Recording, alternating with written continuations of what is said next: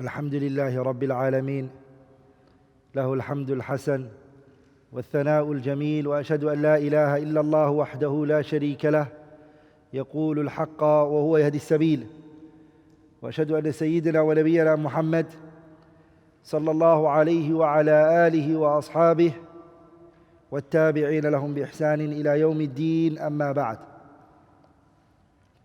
Inshallah ta'ala, today is our fourth lesson on the explanation of the kitab Bulugh al-Maram min Adillat al-Ahkam by Hafiz ibn Hajar al-Asqalani, Kitab al-Hajj.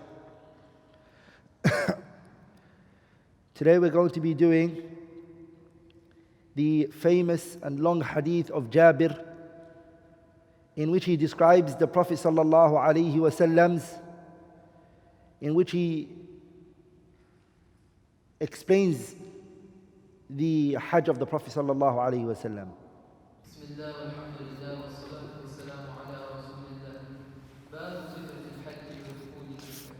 The author rahimahullah, he chaptered here Babu Sifat al-Hajj. This chapter is the chapter of description of Hajj rituals and entering Mecca. Two things: the description of Hajj ritual, and the entering of Mecca. The Hajj, it consists of speech and it also consists of actions. It starts with Tawaf and then Sa'i. And if I mention it, the whole entire Hajj quickly, and the description, and then we go into more details, is the person comes for Umrah. He's doing tamattu'. So the person comes, he comes for Umrah, he comes to the house of Allah Azza wa Jalla, he comes, we spoke about the Ihram, he wears his Ihram, he comes to Mecca, and when he comes to Mecca, he does Tawaf around the Kaaba 7 times. That's what it starts with. And when he does the Tawaf, we'll learn more about the Tawaf and how it works. But I'm trying to go fast, inshallah ta'ala, and give you an overview. So he goes around the Kaaba 7 times. And then he goes to Maqam Ibrahim. And he prays 2 rak'ah in front of Maqam Ibrahim and the Kaaba. So Maqam Ibrahim is here, and behind it is the Kaaba. If he can't, because of it being crowded and anything and everything, then he should go a bit further away. There's no problem with it. He prays 2 rak'ah. The first rak'ah he recites قُلْ يَا أَيُّهَا الْكَافِرُونَ, and the second one he reads قُلْ هُوَ اللَّهُ أَحَدٌ. When he does that, he gets up, he drinks Zamzam water, and it's recommended that he tries to touch the black stone. But if he can't, because of it being crowded, no problem. He goes to the Sa'i, Safa wal Marwa. He starts with Safa, because of the ayah, إِنَّ الصَّفَا وَالْمَرْوَةَ مِنْ شَعَائِرِ اللَّهِ. Allah started with Safa. So the person starts with Safa, and he goes like that. We'll speak more about that inshallah ta'ala soon. Then what the person does is, he shaves his hair, or he shortens his hair, and he's finished his Umrah. Umrah is done. He waits until the 10th of Dhul Hijjah. To the 8th of Dhul Hijjah. Yawm al-Tarwiyah, the 8th of Dhul Hijjah, he waits. It's called Yawm al-Tarwiyah. We'll learn inshallah soon why it's called Yawm al-Tarwiyah. So what he does is, on the 8th of Dhul Hijjah, he comes to Mina. So it starts from Mina. He comes to Mina, and he prays al-Dhuhr, al-Asr, al-Maghrib, al-Isha, and al-Fajr. All of those prayers, he prays it in their time. He's not allowed to combine it, but he shortens it. And he increases in the talbiyah and the adhkar and the dua at that period. Once he has prayed Salatul Fajr and the sun rises, he goes towards Arafah on the 9th. He goes to Arafah and he prays there الظهر والعصر جمعا, combines them. The jam' here is jam' and taqsir, and qasr. He combines the two and he shortens it as well, with one adhan and two iqamas, for two prayers, right? And he remains there ila an taghrub ash-shams, and he stays there until the sun sets. And he increases in the dua and the adhkar and the begging of Allah Azza wa Jalla. When the sun sets, and he has to make sure that the sun sets, he doesn't pray Maghrib. He doesn't pray Maghrib.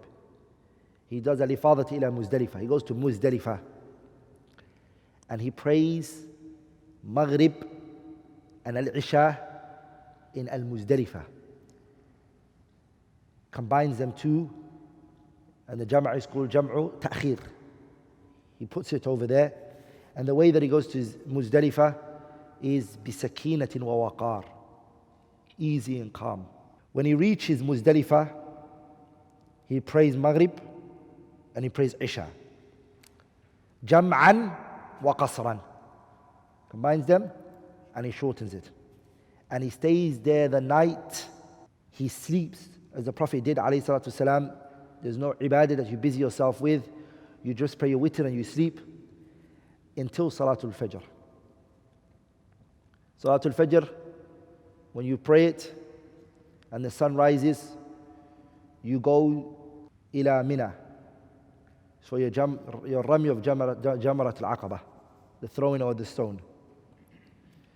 And you only throw the Aqabatul Kubra, which is close to Mecca, and you stone 7 times. After you have stoned, and you went to Mina and you stoned, you have come with at-tahallul al-awwal, the first at-tahallul. If you have a sheep with you, slaughter it. Shave your hair or shorten it. Then the person goes to Tawaful Ifada. The person cleans himself, showers, he purifies himself, and then he goes to Makkah to do Tawaful Ifada. And if the person hasn't done the Sa'i that we mentioned, if he didn't do it, he does it here. Then he goes back to Al-Mabitu ila Mina. The person goes back to, after Tawaful Ifada, he goes to Mina and he stays there the 11th, the 12th. If he wants to hasten, he can leave after the 12th. But if the 12th night the sun sets on you, you have to stay for the 13th. Then the person goes to Ramyul Jamara. Ramyul Jimar, the 3 stonings now. Sughra, Wusta and Aqaba. 7 each.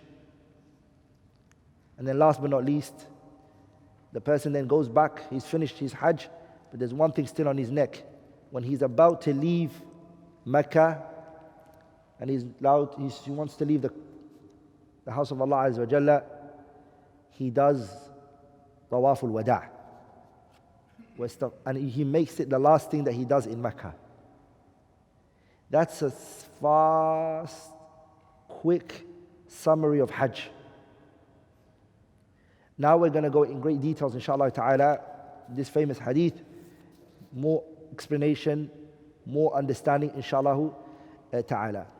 عن جابر بن عبد الله رضي الله عنهما أن رسول الله صلى الله عليه وسلم حج فخرجنا معه حتى أتينا لبيك فولدت أسماء بنت عميس فقال اغتسلي واستدفئي بثوب وأحرقي وصلى رسول الله صلى الله عليه وسلم في المسجد ثم ركب القصوى حتى إذا استوت به على البيداء أهل بالتوحيد لبيك اللهم لبيك لبيك لا شريك لك لبيك إن الحمد والنعمة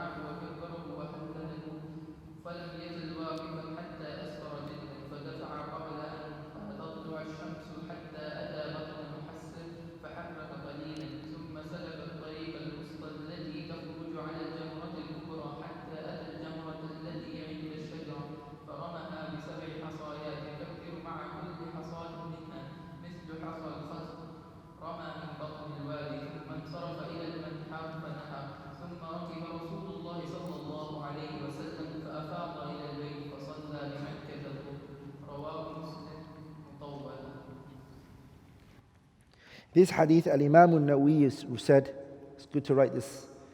Al-Imam al-Nawawi said about this hadith in the Sharh of Sahih Muslim, because the hadith is in Sahih Muslim. Al-Imam al-Nawawi said, وهو حديث عظيم مشتمل على جمل من الفوائد ونفائس من مهمات القواعد. قال القاضي قد تكلم الناس على ما فيه من الفقه وأكثر، وصنف فيه أبو بكر بن المنذر جزءا كبيرا، وخرج فيه من الفقه 150 نوعا، ولو تقصي لزيد على هذا القدر قريب منه. He said, this is a great hadith. Imam al-Nawawi said, this is a great hadith. It contains many beneficial points and the substance of many important principles. And then he brought the statement of Al-Qadi Iyad. He said, قال القاضي, Qadi said, Qadi Iyad said, the people have spoken about its points of jurisprudence and have mentioned many points. Abu Bakr ibn Mundhir has compiled a large volume on this hadith and has derived some 150 points. An additional similar amount could be added to that, Nawawi said. So this hadith is of great fawaid, great benefit. We won't be able to finish 150 points. If we finish 50 points, it would be very good. This hadith, Al-Imam Muslim narrated it. Bukhari did not narrate it. It's from the hadith that the scholars they consider to be what?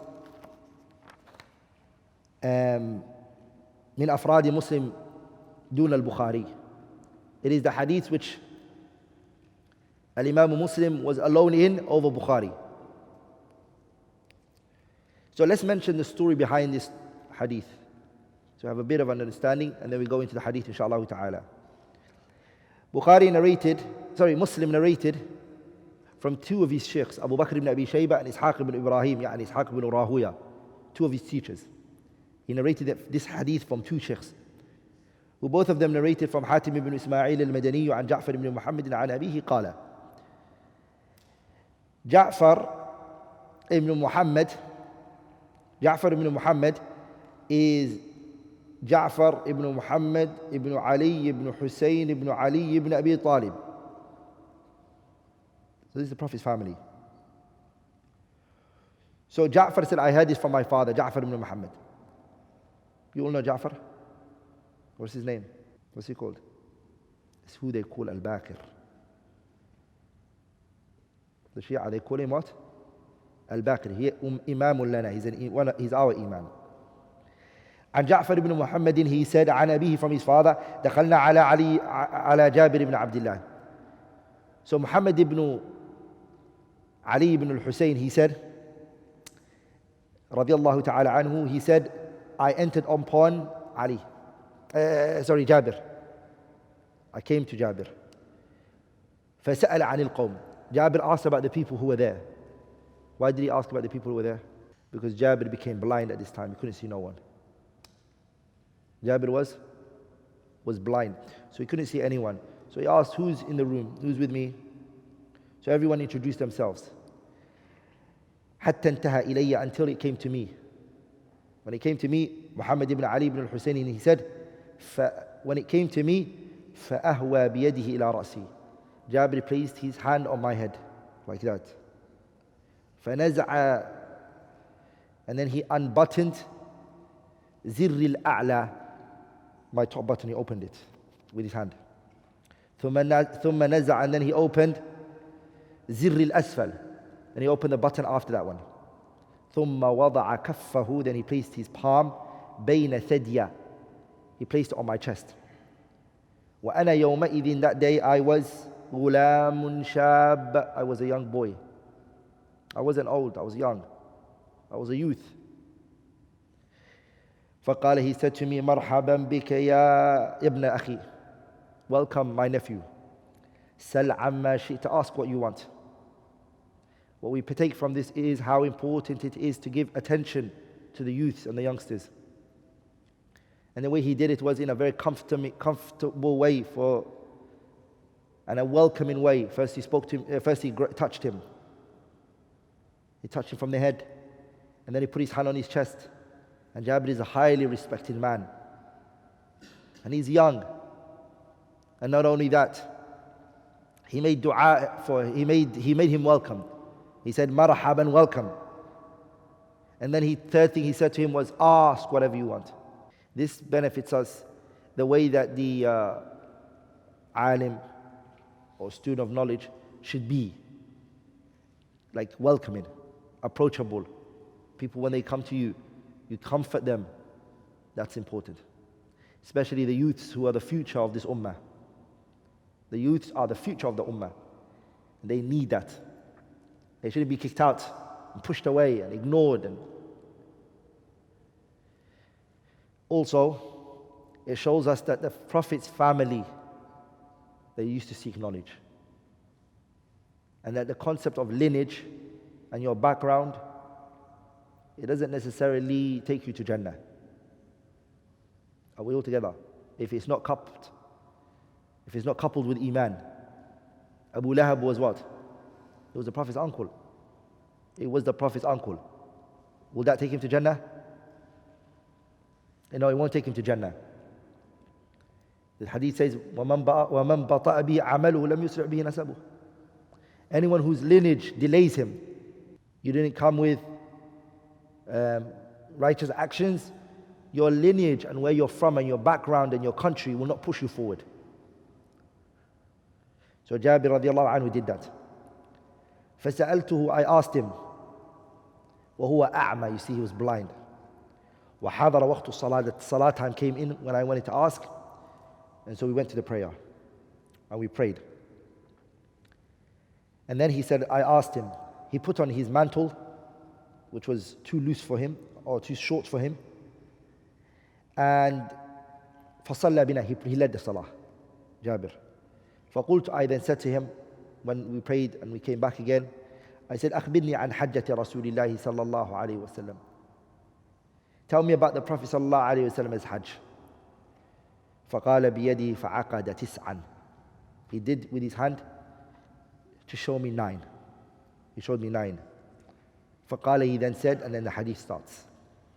This hadith is very long and is the most detailed hadith, but there are things that Jabir missed out. But there is no hadith better than it. And Muslim brought it in its length. Muslim what? Brought it in its length. The way I want to go through it, inshallah ta'ala, is before I comment on the hadith, let's do some things, inshallah ta'ala. Let's first of all study the concept of Hajj in a bit more details than the way I just did it. And then we talk about what the Prophet did, sallallahu alayhi wasallam. Write this down, inshallah ta'ala. Hajj is a ibadah and is one of the 5 pillars of Islam. Lahu arkanun, it has pillars. Wa wajibat, it has obligatory acts.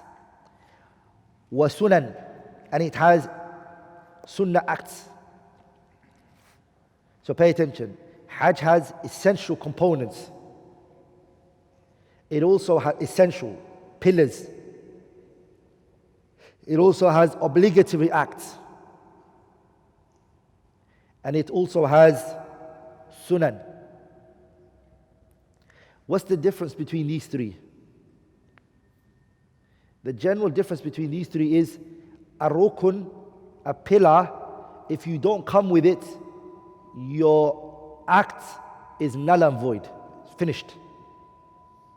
Are we all together? You have to bring it back. That's what a rukun means.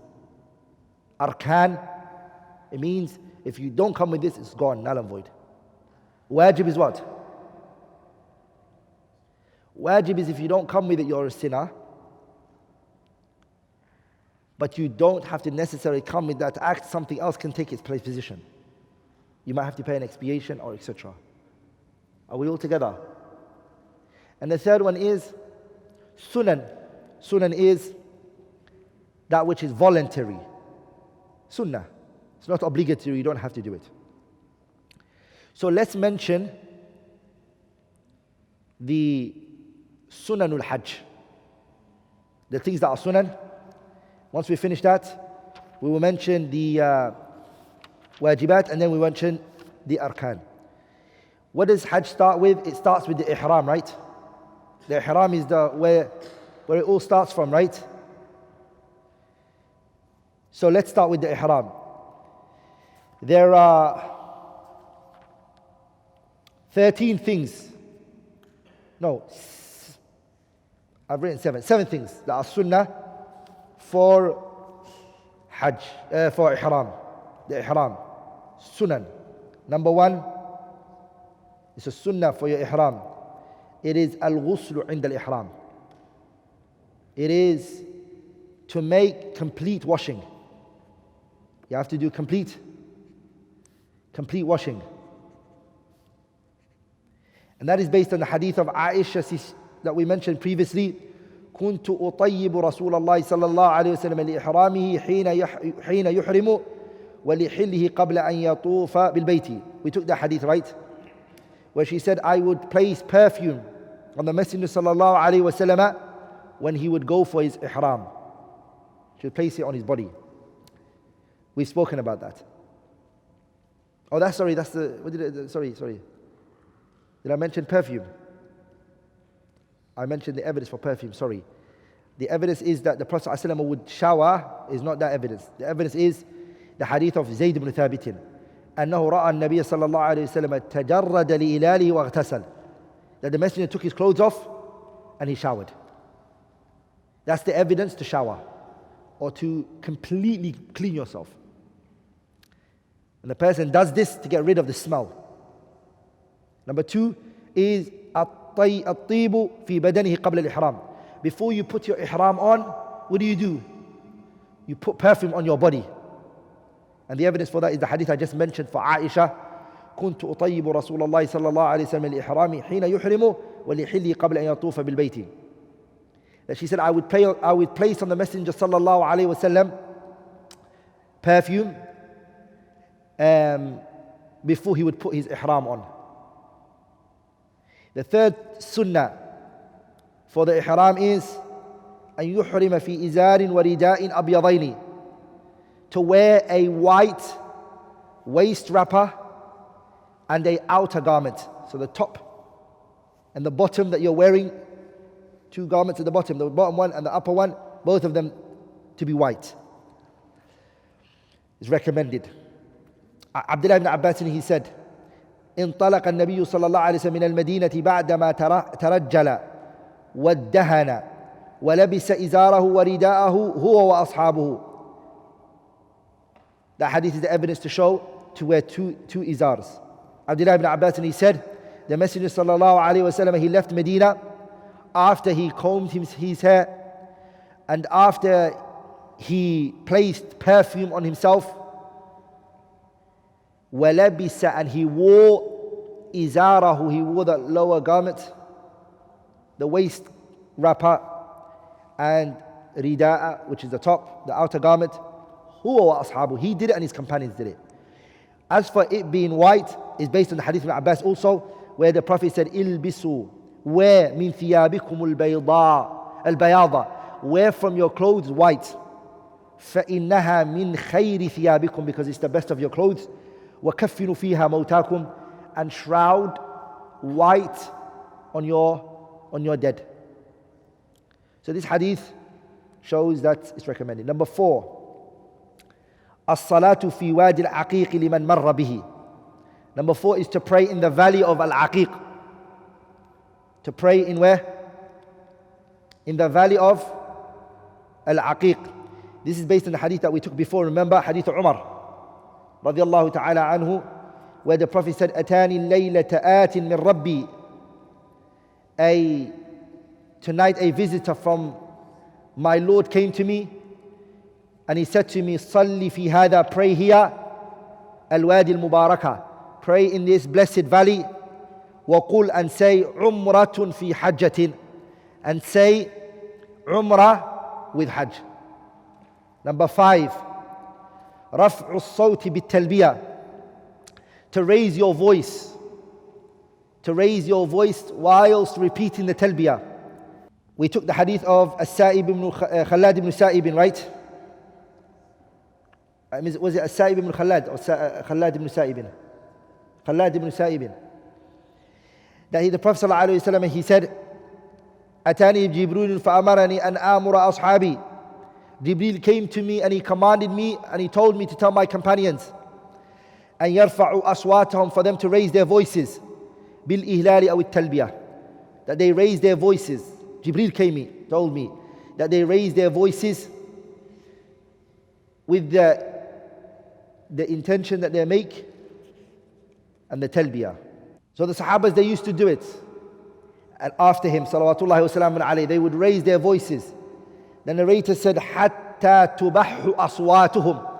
The Sahabas would raise their voices so loud and so high until they would lose their voices. The way they would shout. The Sahaba to Rasulullah sallallahu alayhi wa sallam. And the talbiyah for the person to say is, Labbaik Allahumma labbaik. Labbaik la sharika laka labbaik. Inna alhamda wal ni'mata laka wal mulk. La sharika lak. That's the sunnah. And the person says it loud, as we mentioned. And the person carries on this hatta al-jamarat al-kubra. Talbiyah keeps going until the person does what? Jamarat al-kubra. Based on the hadith of Ibn Abbas, أن النبي صلى الله عليه وسلم أردف الفضل فأخبر الفضل أنه لم يزل يلبي حتى رمى الجمرة. The messenger said to Fadl ibn Abbas, Abdullah ibn Abbas' brother, he said to him, I have been consistent in doing my talbiyah until I stoned the jamara, min jamaratul aqaba. Number 6, التحميد والتسبيح والتكبير قبل الإهلال. Number 6 is repeating the phrases Alhamdulillah and Subhanallah and Allahu Akbar. You repeat this before saying the talbiyah قبل الإهلال. Based on the hadith of Anas ibn Malik, قال صلى رسول الله صلى الله عليه وسلم ونحن معه بالمدينة الظهر 4 والعصر بذي الحليفة ركعتين ثم بات بها حتى أصبح ثم ركب حتى استوت به على البيداء حمد الله وسبح وكبر ثم أهل بحج وعمرة. This hadith says, Anas ibn Malik's hadith, that the Messenger sallallahu alayhi wasallam, he prayed the noon prayer, 4 units, while we were in Medina. And he prayed the afternoon prayer, 2 units in Dhul Hulayfa. Then he spent the night there until the morning.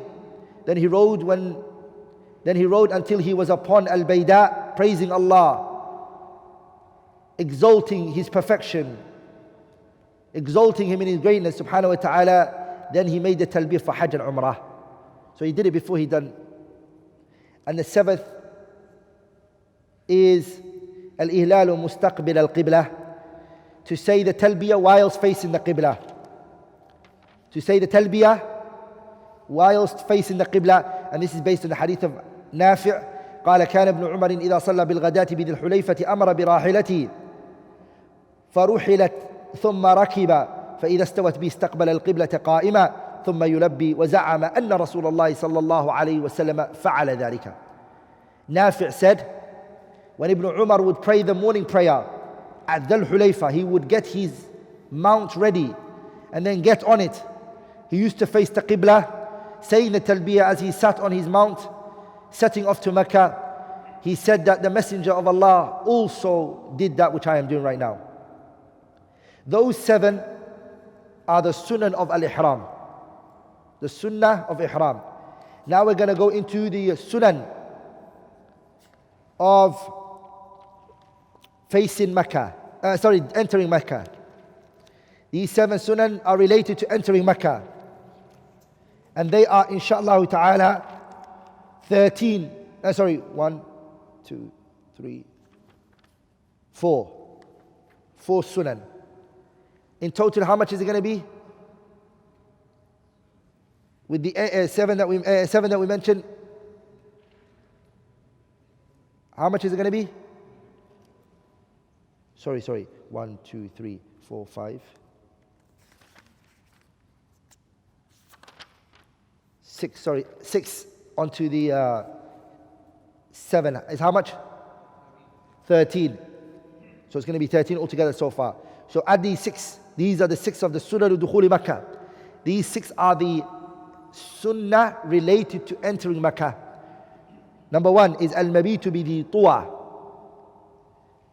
It is spending the night at the tuwa. And number 2, wal-ightisalu li-dukhuli Makkah, to perform ghusl before you enter Makkah. وَدُخُولُهَا نَهَارًا, and entering it at daytime. And entering Makkah at daytime, not nighttime, daytime. Those are the 3. الْمَبِيتُ بِذِي طُوَى وَالِاغْتِسَالُ لِدُخُولِ مَكَّةِ وَدُخُولُهَا نَهَارًا.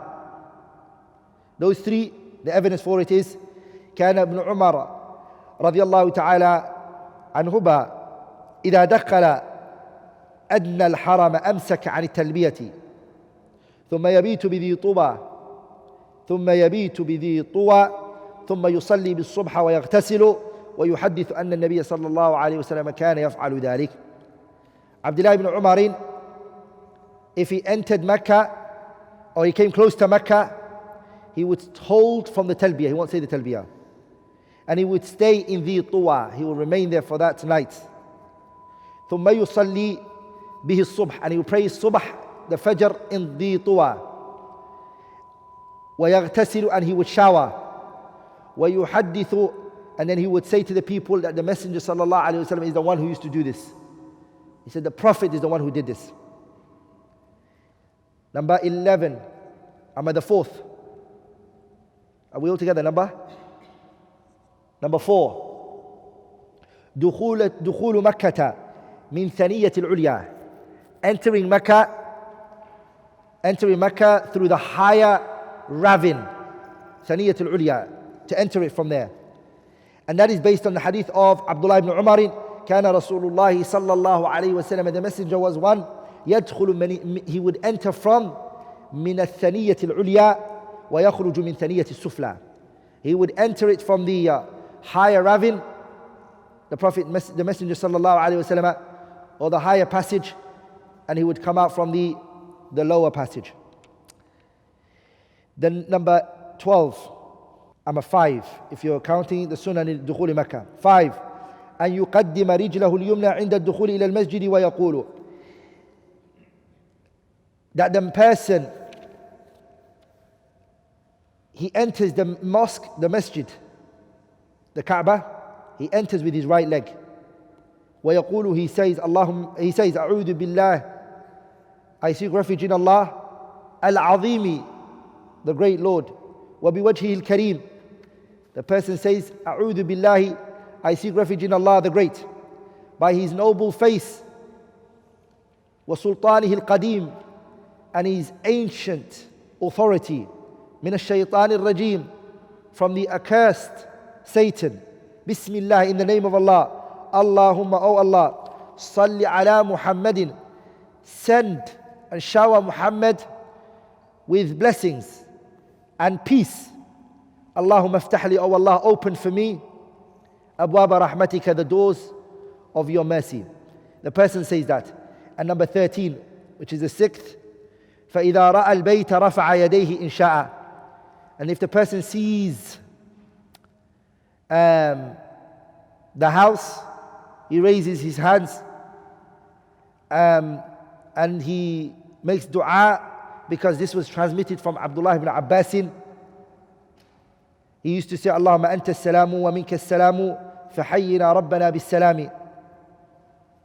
And it's sound that is being narrated from him, that Abdullah ibn Abbas would say that, O Allah, you are the source of peace. And, O Allah, you are the source of peace. And confirm, Allah, you are the source of peace. And peace comes from you. فَحَيِّنَا رَبَّنَا بِالسَّلَامِ. O Allah, allow us to live in peace. And this is sound. It's correctly transmitted from him. Now we're going to go into the Sunnah of Tawaf. The Sunnah of going around the Kaaba, circumambulating around the Kaaba. The first is al-iddiba' al-iddiba'. And al-iddiba' means that the person, he shows his right arm. So he places it under his armpits, the ihram, and he shows his right arm. And then he takes the other side and he throws it on top of his left shoulder.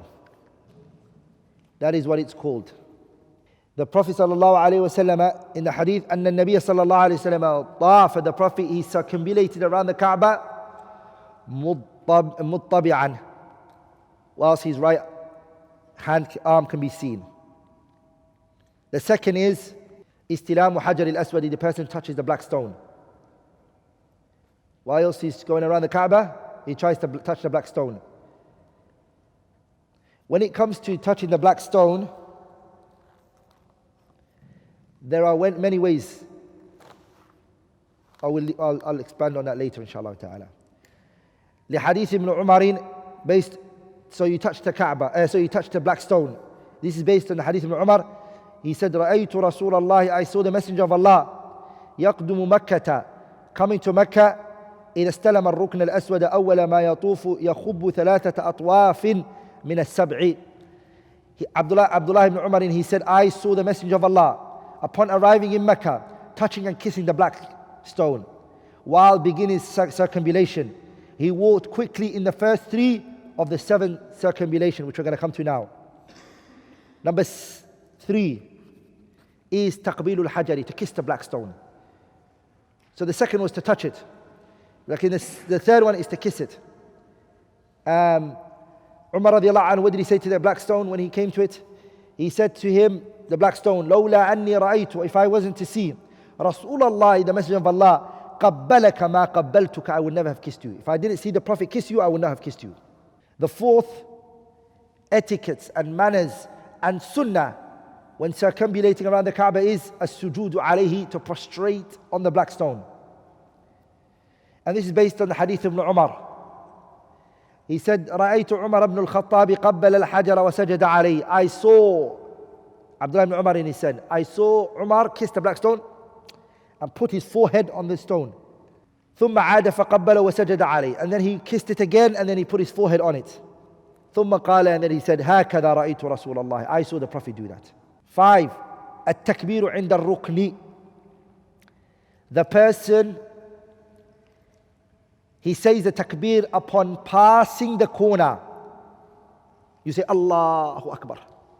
That's the sunnah of the Messenger sallallahu alayhi wa sallam. لحديث ابن عباس طاف النبي صلى الله عليه وسلم بالبيت على بعيره كلما أتى الركن أشار إليه بشيء كان عنده وكبر. The Messenger sallallahu alayhi wa sallam, whenever he would go around the Kaaba, he would, when he circumambulated around the Kaaba, whenever he came to that side, أشار إليه, he would point towards it with either an object or his hand. Like in some people you see they do 2 hands. They use both their hands. That's not from the sunnah. Or shaking it like this. You see people do that. All of that is not from the sunnah. Naam. 6. Number 6, right? الرمل في الأشواط الثلاثة الأولى من الطواف الأول. The person, he jogs in the first 3 of the tawaf. He jogs. And inshallah ta'ala we will mention the wisdom of the jogging when we come to it, inshallah ta'ala, why that sunnah was prescribed to jog around the Kaaba. The first 3 you jog. This is based on the hadith of Umar أن رسول الله صلى الله عليه وسلم كان إذا طاف بالبيت الطواف الأول رمل 3 ومشى 4 من الحجر إلى الحجر. So the first 3 he will jog, and the next 4 he wouldn't walk normally, sallallahu alayhi wa sallam. The jogging is from 1, you count it, when you start, where do you start from? You start from the black stone, right? You go round, that's 1, to the black stone again. And then again round to the black stone again, 2nd. And then 3rd to the black stone, then you finished your 3 circumambulation of the tawaf in which you would jog. The 7th is istilam al-rukn al-yamani, is to touch. It is to what? To touch the Yemeni corner. which is it's not opposite, but it's on the other side of the Kaaba, to touch it. This is based on the hadith of Abdullah ibn Umar. He said, لم أرى النبي صلى الله عليه وسلم يستلم من البيت إلا الركنين اليمانيين. I only saw the Messenger صلى الله عليه وسلم touch the two sides of the Kaaba that face towards Yemen. And that's the black stone and the other side. The other two, which are known as the Rukn al-Shamaniyani, they are not touched. Are we all together?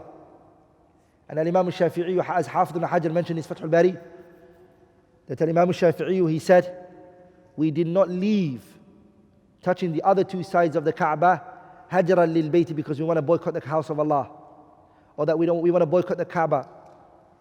ولكننا نتبع السنة فعلا وتركها.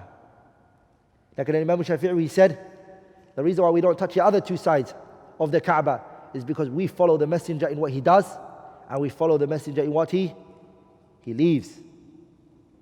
Are we all together?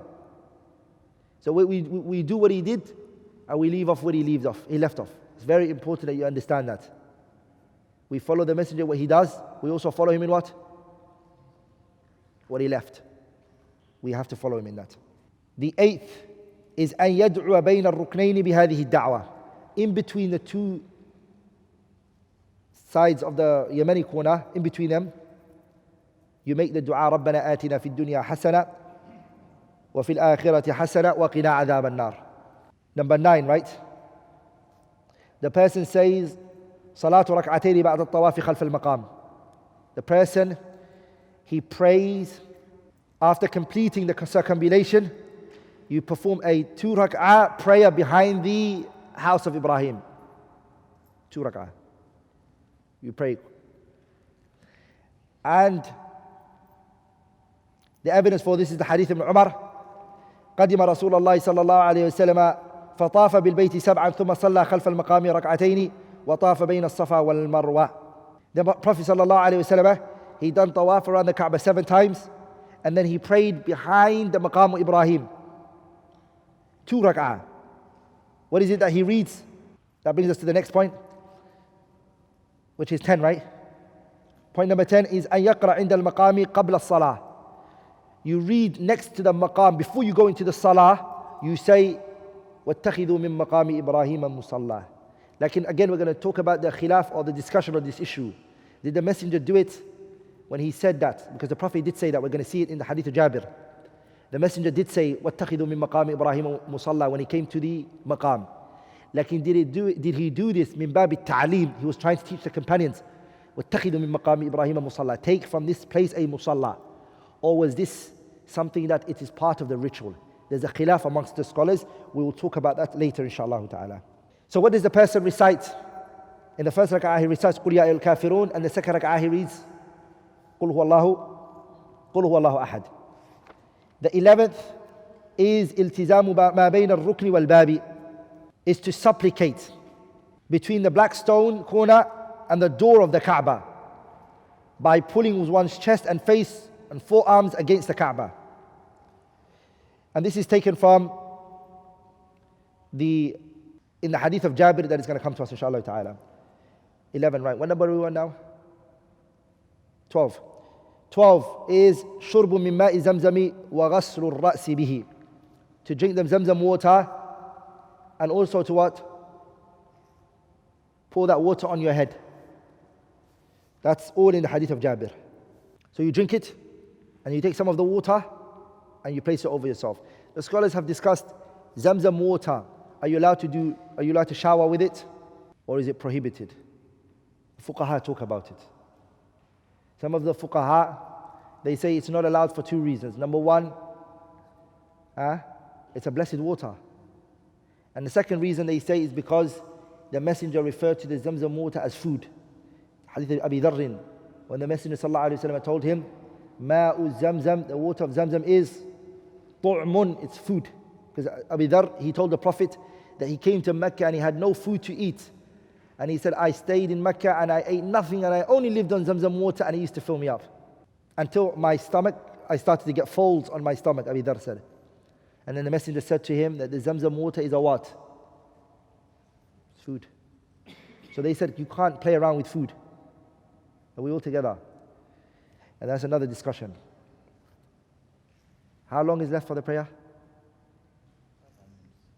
I will carry on after the salah, inshallah. We will go to the Sunnahs of Sa'i. Sunnahs of Sa'i now. Now we're going to go into the Sunnah related to the circuits of a Sa'i. Going in between Safa wal Marwa. The Sunnah related to that. استلام الركن على النحو السابق. Touching the corner as mentioned earlier. When you finish your drinking Zamzam water, it's a sunnah to go where?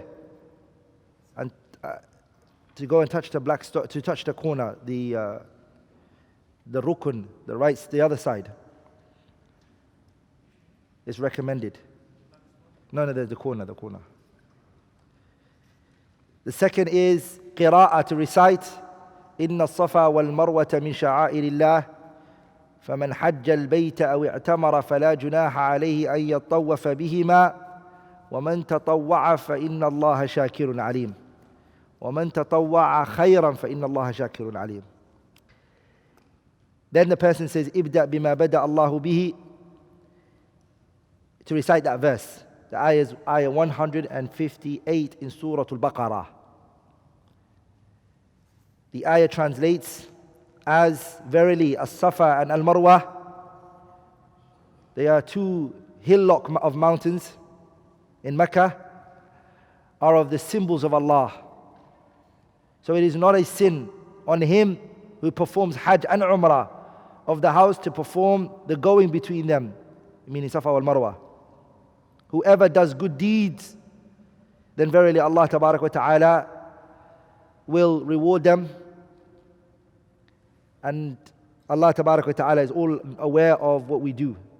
The third is استقبال القبلة وهو على الصفا. When the person goes on the mountain Safa, so you make إن الصفا والمروة من شعائر الله, you say that, and then you go on the mountain. And then when you go on the mountain, you recite, or you say, facing the Qibla.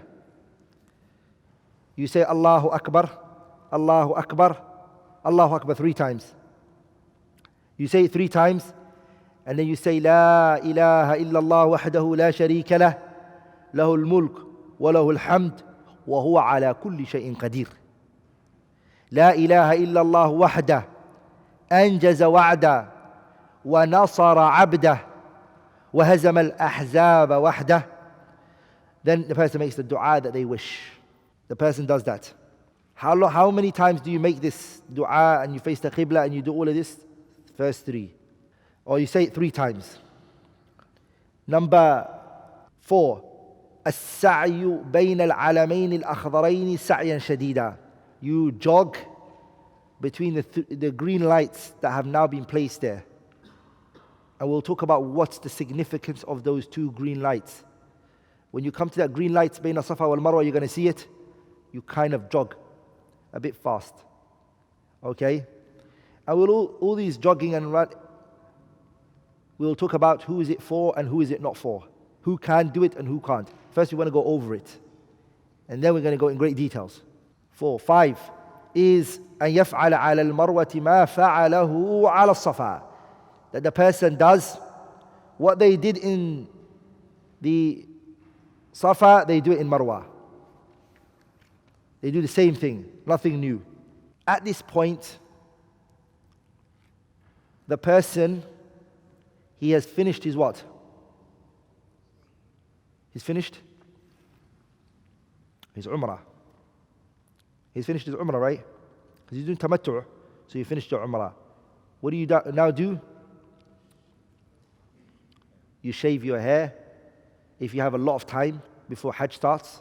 If you don't have much time, then shorten it. Then you take off your ihram, you go into Mecca, you do what you want, you can have relationship with your family, there's nothing. Like in the one who's doing qiran, no, he's still in state of ihram. The one who's doing tamattu' like no. He's not in that state of ihram. He just waits for the 8th of Dhul Hijjah, Yawm al-Tarwiyah. Sits around, for that day to arrive. That day when it arrives, what did we say he does? He goes where? He goes to Mina. He goes Mina.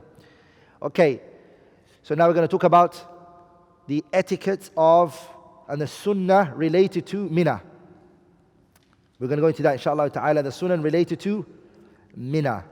And it's only one. It's four inshallah ta'ala. Number one is al-ihramu bil-hajj yawm al-tarwiyati min manzilihi. You don't have to go to no miqat. You don't have to go outside Mecca. You don't have to. On the day of tarwiyah, in your hotel, everything you just wear it. You wear your ihram, you shower, you everything. And then you go. Are we all together? The reason why it was called Yawm al-Tarwiyah, it was because before, the people, before they went to, from outside Mecca and they went to Mina, and they're going to go to Muzdalifah, and they're going to go Arafah, they don't have water. There is no water. So the people used to do Tarwiyah from Mecca. Meaning they would give water to their riding beasts. They would get waters packed for themselves to get ready to go. That's why it was called Yawm al-Tarwiyah. Rather, all of the days of Hajj, they have names. Write this down. All of the days of Hajj has names. The 8th day is called Yawm al-Tarwiyah. The 8th day is called Yawm al-Tarwiyah. The 9th day is called Yawm Arafah. The day of Arafah. The 10th day is called Yawm al-Nahr. The 11th day is called Yawm Quri. Ama Yawm Qur. Qur'in. Ama Quriyun, some scholars they said. We'll talk about that inshallah ta'ala. The 12th day is called Yawm Nafarin. And it's An-Nafar al-Awwal. On the 12th day. And the 13th day is Yawm Nafar al-Thani. Those are the days of Hajj. Each day has a name. We'll talk about that in more details, inshallah ta'ala. So, the second sunnah related to going to Mina is Salatul Dhuhri, Wal Asri, Wal Maghribi, Wal Isha'i. All of them are prayed in where? Bi Mina. They prayed in Mina. And they prayed all of them Yawm Tarwiyah on the 8th day. And the person that night, he stays in Mina, he sleeps in Mina. Until he prays what? What did we say before? In Mina, you come and you pray Asr. And you, Dhuhr, sorry. And then you pray Asr. And then you what? Maghrib. And then you pray? And then you pray? You pray Salatul Fajr. When you pray Salatul Fajr and the sun rises, the person, what does he do? The next point now, it's the third point. The third manners is Salatul Dhuhri wal Asri jam'an wa qasran in Namira. Is Namira part of Arafah or not? We'll talk about that. Is Namira part of Arafah or not? We're going to talk about that soon, inshallah ta'ala. But is everybody with me so far? Am I making sense? Let's go back to the sunnah related to Mina. Number one, what did I say the sunnah related to Mina is? Al-ihramu bil-hajj yawm al-tarwiyati min manzilihi. The person, he wears his clothing, everything from his own house. From where? From his house. The second sunnah related to Mina, going to Mina is what? You pray Dhuhr, Asr, Maghrib, Isha, all in what? All in Mina on the 8th. You sleep that night. Yeah? You sleep that night. وَالْمَبِيتُ بِهَا حَتَّى يُصَلِّيَ الْفَجْرَ until you pray Fajr. When you pray Fajr, وَتَطْلُعُ الشَّمْسُ the sun rises. When the sun rises, you leave. As soon as you see the sun rise, you leave now. You prayed Fajr, you stay there until sun rises.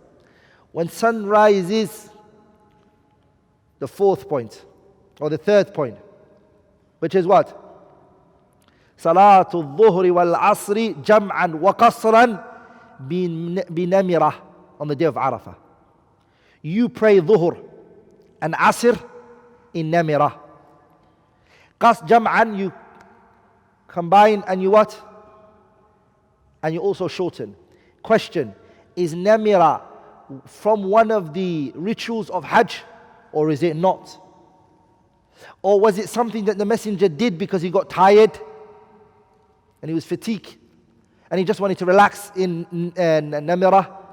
Or is Namira a place that is part of Hajj and you have to go and etc.? We'll speak about that in details, inshallah ta'ala. The fourth point is ألا ينفر من عرفة قبل غروب الشمس.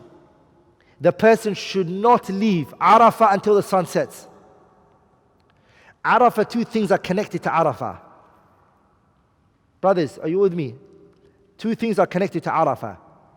Being there and remaining there. If a person goes to Arafah, okay, he goes to Arafah. And when he goes to Arafah, he leaves it straight away before the sun sets. Does he have Hajj? So my question is that he goes to Arafah and then he leaves Arafah before the sun sets. Does he have Hajj? Yeah? He has Hajj. Why? Because he went Arafah. But there's a blood on him that he has to sacrifice. Because he didn't stay for what? Until sunsets. He didn't stay. That again, we're going to talk about that in more details in the aqwal of the ulama, in more details, inshallah ta'ala. Now we're going to go into the arkanul hajj. The arkan of what? Of hajj. The pillars of hajj. The pillars of hajj is, again, what did we say pillar? If these things are not found, what did we say? If these things are not found, there is a what? There's no hajj for you, sorry. Number one is a niyyah. You have to have an intention. Because of the hadith of the Prophet ﷺ, إِنَّمَا الْأَعْمَالُ بِالنِّيَّاتِ. And also, وَمَا أُمِرُوا إِلَّا لِيَعْبُدُوا اللَّهَ مُخْلِصِينَ لَهُ الدِّينَ. Number two is al-wuquf bi-Arafah. The second pillar is that the person stands in Arafah. That the person, he stands in Arafah. Number three is al-mabitu bi-Muzdalifa hatta matla'i al-fajr wa salat al-fajr. The third one is to remain in Muzdalifah. Spend the night at Muzdalifah until dawn and praying the dawn prayer there. Number four, Tawaf al-Ifadah. All of these masail, we're going to go in great details. Are they a rukun? Is there khilaf in these issues? First of all, have a tasawwur, and then we're going to take some points out. And number four is Tawaf al-Ifadah.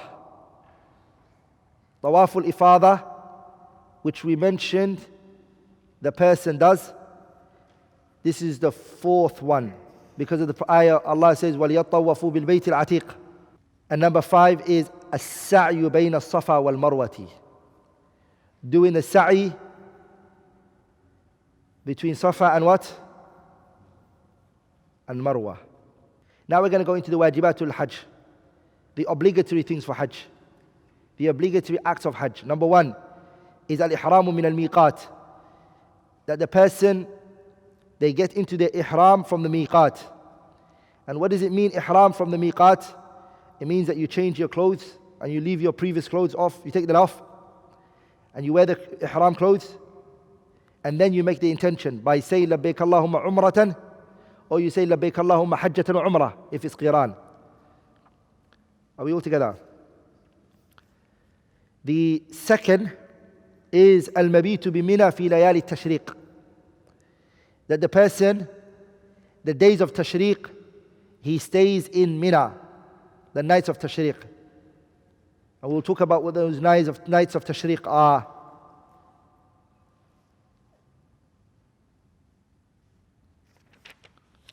We'll talk about which nights those are. I already mentioned it, but we'll go in more details later, inshallah.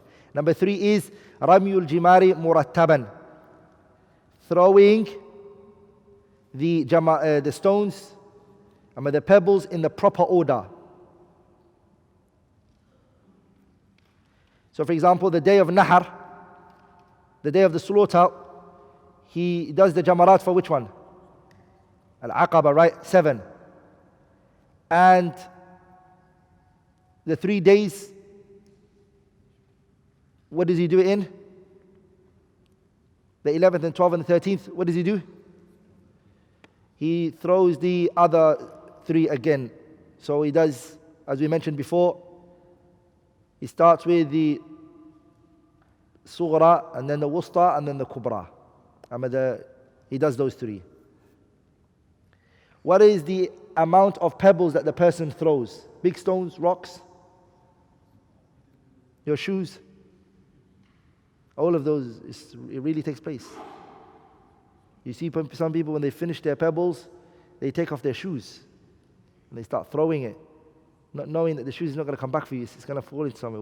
How are you going to do the rest? The Prophet ﷺ, he said to the companions, بِأَمْثَالِ هَؤُلَاءِ, small pebbles he picked up. And the Prophet said, ﷺ, like these small pebbles.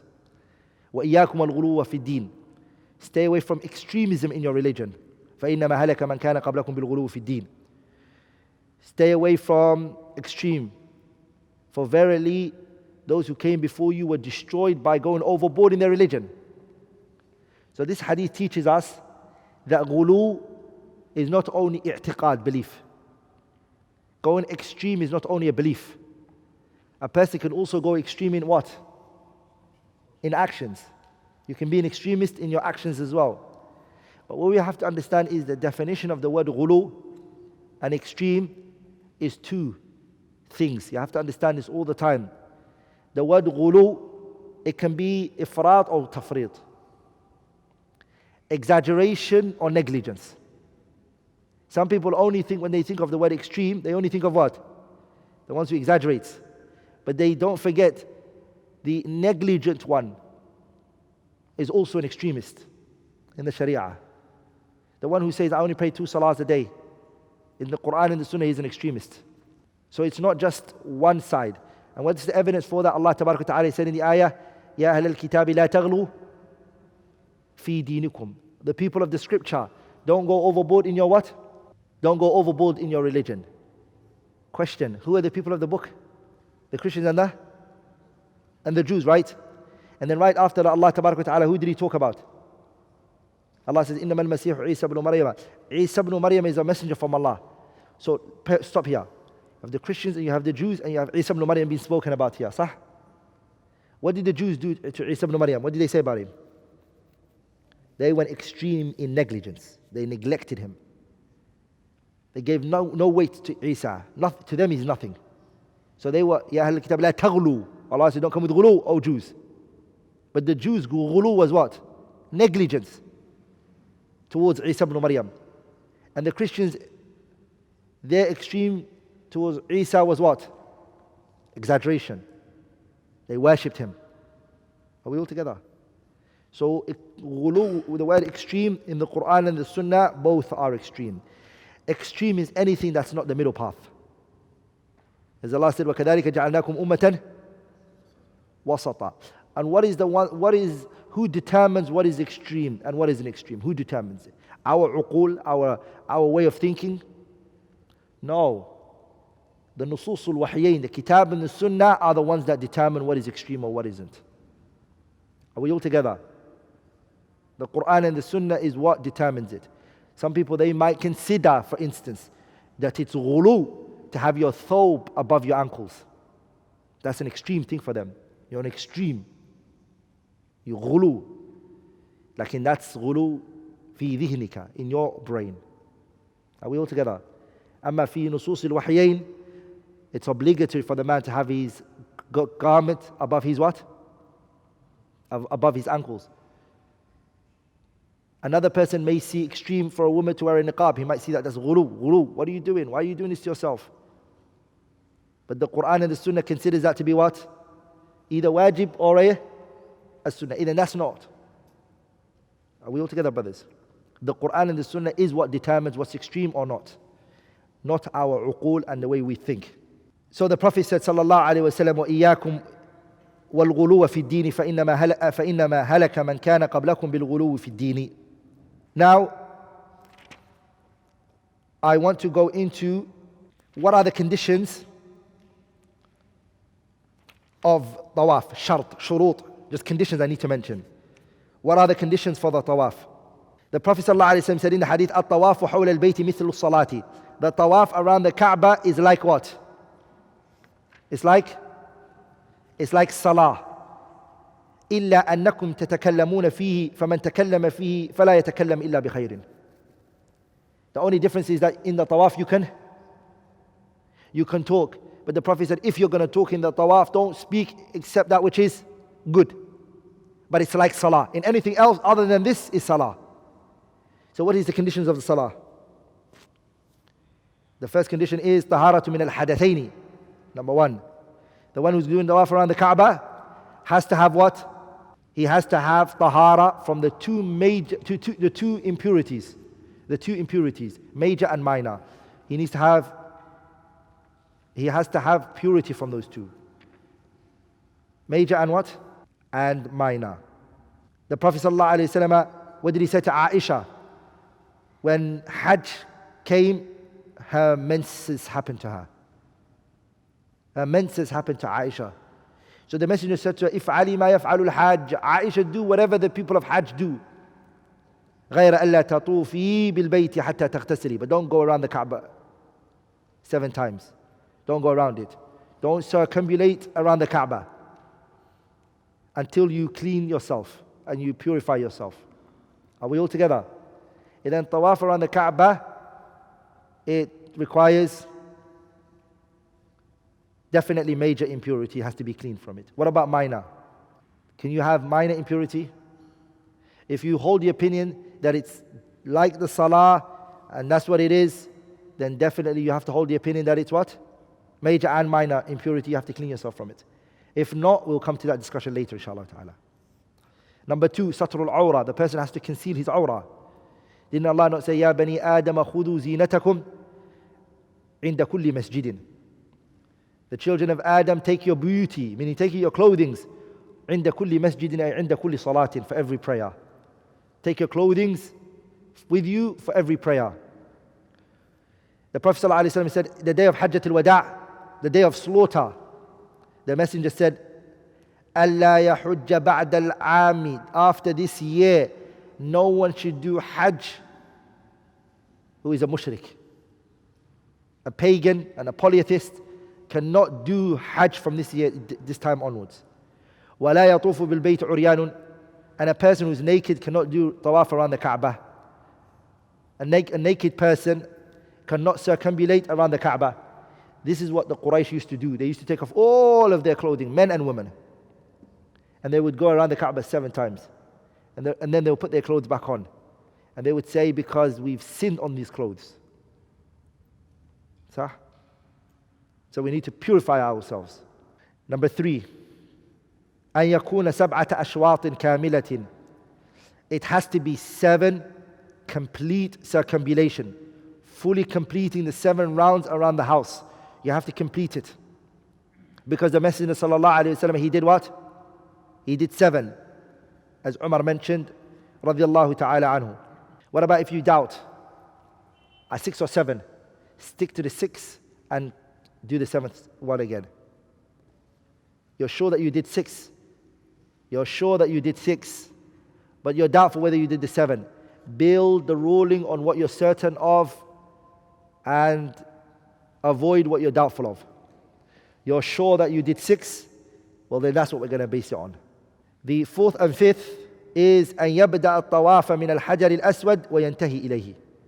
You start from the black stone and you finish also at the black stone. Those 2. Number 6, أن يكون الطواف خارج البيت. The circumambulation has to be outside the Kaaba. When you say outside the Kaaba, you can't be inside the rock. You can't be. You have to be outside it. You can't be inside the Kaaba. You have to be outside the Kaaba. Also, what falls under the Kaaba today is Maqamu Ismail, they call it, right? That little part that's round. You see it around the Kaaba like that. That part is meant to be part of the Kaaba. That's how big the Kaaba should be normally. So the Messenger wanted to build it. Are we all together? The Messenger ﷺ said to Aisha, Lawla, if it wasn't, your people were Hudatha ahd bil Islam, if your people were not new to Islam, لهدمت الكعبة ولا بنيتها على أساس إبراهيم.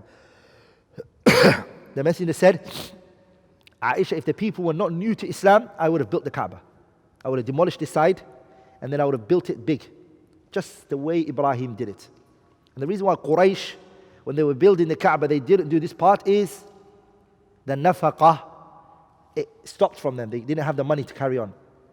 The money that, look, wallahi, subhanallah, kuffar, Quraysh, they were building the Kaaba with what? The money didn't finish from the sense they didn't have money. They did have money. The reason why they didn't complete building that part is because the money finished. But I just said they had money. The money that they had remaining was money that was not halal. And they wanted to build the Kaaba with what? Halal money. Every rock that they put, it has to come from something they're 100% sure was halal. Quraysh, that's what they were doing. And you see a Muslim say, packing his bag and he says, I want to go Hajj. With money he knows it's riba. Money that he knows is haram. You want to go to the house of Allah. Quraysh the kuffar of Quraysh were worried to bring haram into this Kaaba. Are we all together? So they didn't do it. Quraysh didn't do it. The money that they were looking for was halal, couldn't finish off the Kaaba. They couldn't finish off the Kaaba. So then that part, what they did is they made a little mark for it to show that this is still part of the Kaaba. It remained like that until Abdullah ibn Zubayr came and he built it. And then after that, it got destroyed again. I think Hajjaj's time or something, it got destroyed again. That part was taken out again. And so no one ever fidgeted with it after that. Because everyone comes and he destroys it and he builds it and he destroys it. It will take away from the Kaaba what? The hurma that it has. Shaykh al-Islam ibn Taymiyyah fassala fil mas'ala, he spoke about it in great details in his kitab Minhaj Sunnah Nabawiyah. So some people, what they do is they go around the Kaaba from inside. From that part, if you do it, that's not tawaf. Tawaf is around the Kaaba. Okay, around the Kaaba. That part, you can't do it. Number 7 is al-muwalatu. It has to be one after the other. It has to be immediately one after the other. Okay?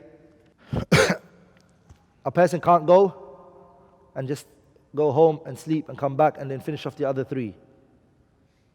Are you with me? You're not allowed to do that. It has to be immediately one after the other. What about if salah comes in?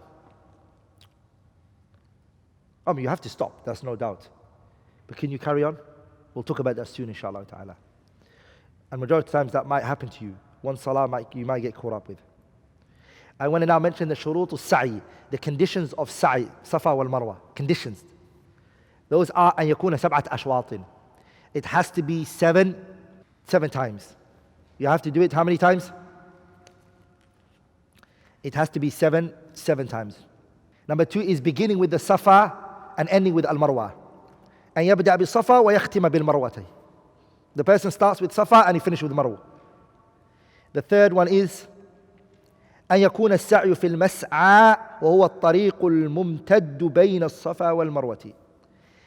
The third one is performing along the specified path between as-Safa and al-Marwa. It has to be done on that specified road.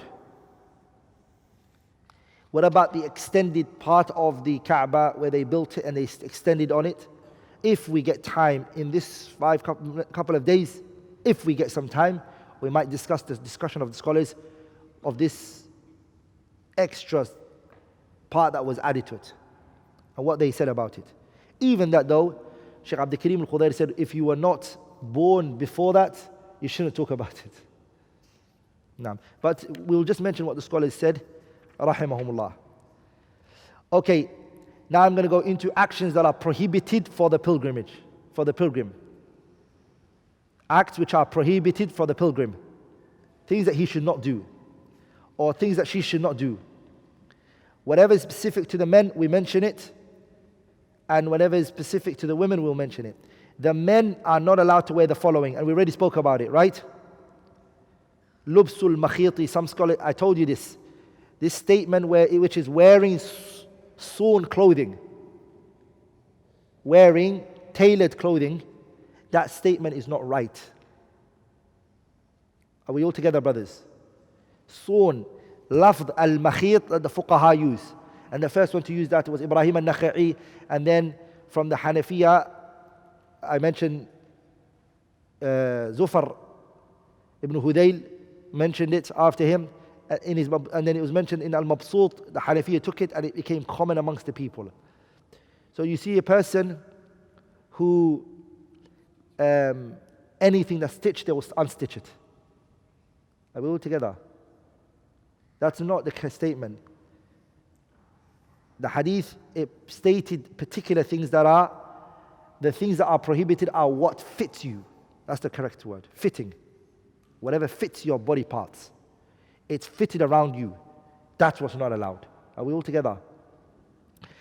And we mentioned the hadith, لا يلبس القمص ولا العمائم ولا السراويلات ولا البرانس ولا الخفافة إلا أحد لا يجد النعلين فليلبس خفين وليقطعهما أسفل من الكعبين ولا تلبس من الثياب شيئا مسه زعفران أو ورس. And we mentioned this, all right? The things that you can't wear. You're not allowed to wear what? You're not allowed to wear a qumus. A qumus is a shirt. ولا العمائم, you're not allowed to wear turban on your head. ولا السراويلات, you're not allowed to wear trousers. ولا البرانسة, baranisa is what? It's the thobe with a hoodie. And I told you, it's the one that the Moroccans wear. The Moroccans, see the one they wear? The Maghariba? It's like that one. It looks like that one. ولا الخفافة, don't wear a khuf. إلا أحد لا يجد عليني, except if you can't find shoes, then wear the khuffain. فليلبس, the Prophet said, let him wear khuffain وليقطعهما أسفل من الكعبين. And then cut it until it goes under the ankles. And we said this ruling was what? This ruling is abrogated. That last part is abrogated. We mentioned that previously. Naam. The second thing is an issue unique to the woman, which is تغطية وجه المرأة ويديها. تغطية وجه المرأة, the woman placing niqab on her face. ويديها, and her hands. Those two she cannot place, so she can't wear niqab because of the hadith of Ibn Umar. لا تنتقب المرأة المحرمة. The woman who's in a state of ihram, she does not wear niqab. ولا تلبس, and she doesn't wear القفازين. The قفازين are the gloves. So some of the scholars, they gave the fatwa that she can take a khimar and just throw it on her head. And it just covers her face like that. Sah? She can. And it's excessive. Some of them you see they're wearing caps. Are you with me? Because they believe nothing can touch their face. We're going to go into all of that, inshallah ta'ala. The only thing that's not allowed is the niqab. Because the hadith stated that. Like it's allowed for anything other than that to cover herself with. For example, if she takes the edge of her cloth or jilbab or a hijab and she places it over her face like that whenever men go by, as Aisha radiallahu ta'ala anha, she said that whenever a group of men will go by, غطينا وجوهنا, we will cover our faces. We will cover our faces. So the covering of the face is not prohibited from the woman in Hajj.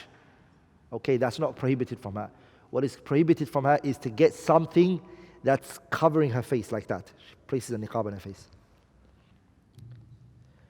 And she's not also allowed to wear gloves. But that doesn't mean she can bring her hands out. She places her hands in. And the hadith is, I mentioned it for you. Number 3 is تغطية الرأس الرجل بعمامة أو نحوها. A man cannot cover his head. You're not allowed to put something on your head. We just mentioned it, the Prophet's statement. What did he say? لا يلبس القمص ولا العمائم. And say, subhanallah, sometimes you see some people, they take this issue very serious and too much. They go overboard, so they don't go inside cars. They say nothing's allowed to be on top of your head, so they don't go in cars. So if they do go into those cars, the roof is cut off. And I've seen that happen. Or those golf cars, those little golf cars. Have you seen the golf car? Do you guys know the golf cars? You know golf, right? Or you guys only know cricket? You guys know golf, right? Golf, there's little cars that they drive in the garden. So they Hajj, some people, they only take those cars. They won't go into the coaches, they won't go into a car, they won't go into anything. And that's incorrect because the Prophet ﷺ, the hadith that's going to come to us in Jabir, the benefits that we're going to take from it is أن النبي صلى الله عليه وسلم أمر بقبة من شعر فضربت له بنمرة فنزل بها. The messenger requested for a tent to be made for him in what? A namira. The tent, what does it do? It covers you. So you can. Okay, number 4. At-tibu. Stay away from at-tib. Tib means what? Perfume and anything. You're not allowed to do that. Number 5 and number 6 is تقليم الأظافر وإزالة الشعر بالحلق أو القص أو غير ذلك. Taking from your nails. Or your what? Or your hair. Whether you shorten it or you shave it, you're not allowed to. It's a condition that you can't do that. These are min mahdurat al-ihram. Some people, what they do is they bite their hands. They bite their nails, sorry, not their hands. They bite their nails, right? When they get nervous, you always see them biting their nails. Are you with me? So I saw a brother in Hajj, he had something wrapped around his hand. So I thought he was wounded. I said, what happened to him? He said, yeah, I have to be careful. Of what? Of myself. Well, what are you going to do? He said, whenever I get nervous, I start biting my nails. So I said, Ajib. In Hajj and Umrah, you see everything, just about everything. Any and everything you come into contact with people.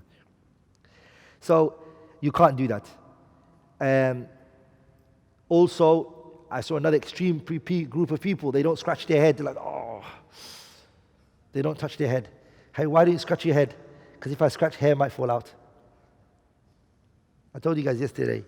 He doesn't touch his beard. If he scratches in Hajj, he won't scratch his beard. Why? Because if I scratch it, hair falls out. This is halak al-mutanatti'un. This is extreme, brothers. The hadith is talking about intentionally trying to take your hair out. It's intentionally trying to cut your hair. Or it's intentionally trying to take off your nails. Number 8, or number 7, is al-jima'u wa dawa'ihi.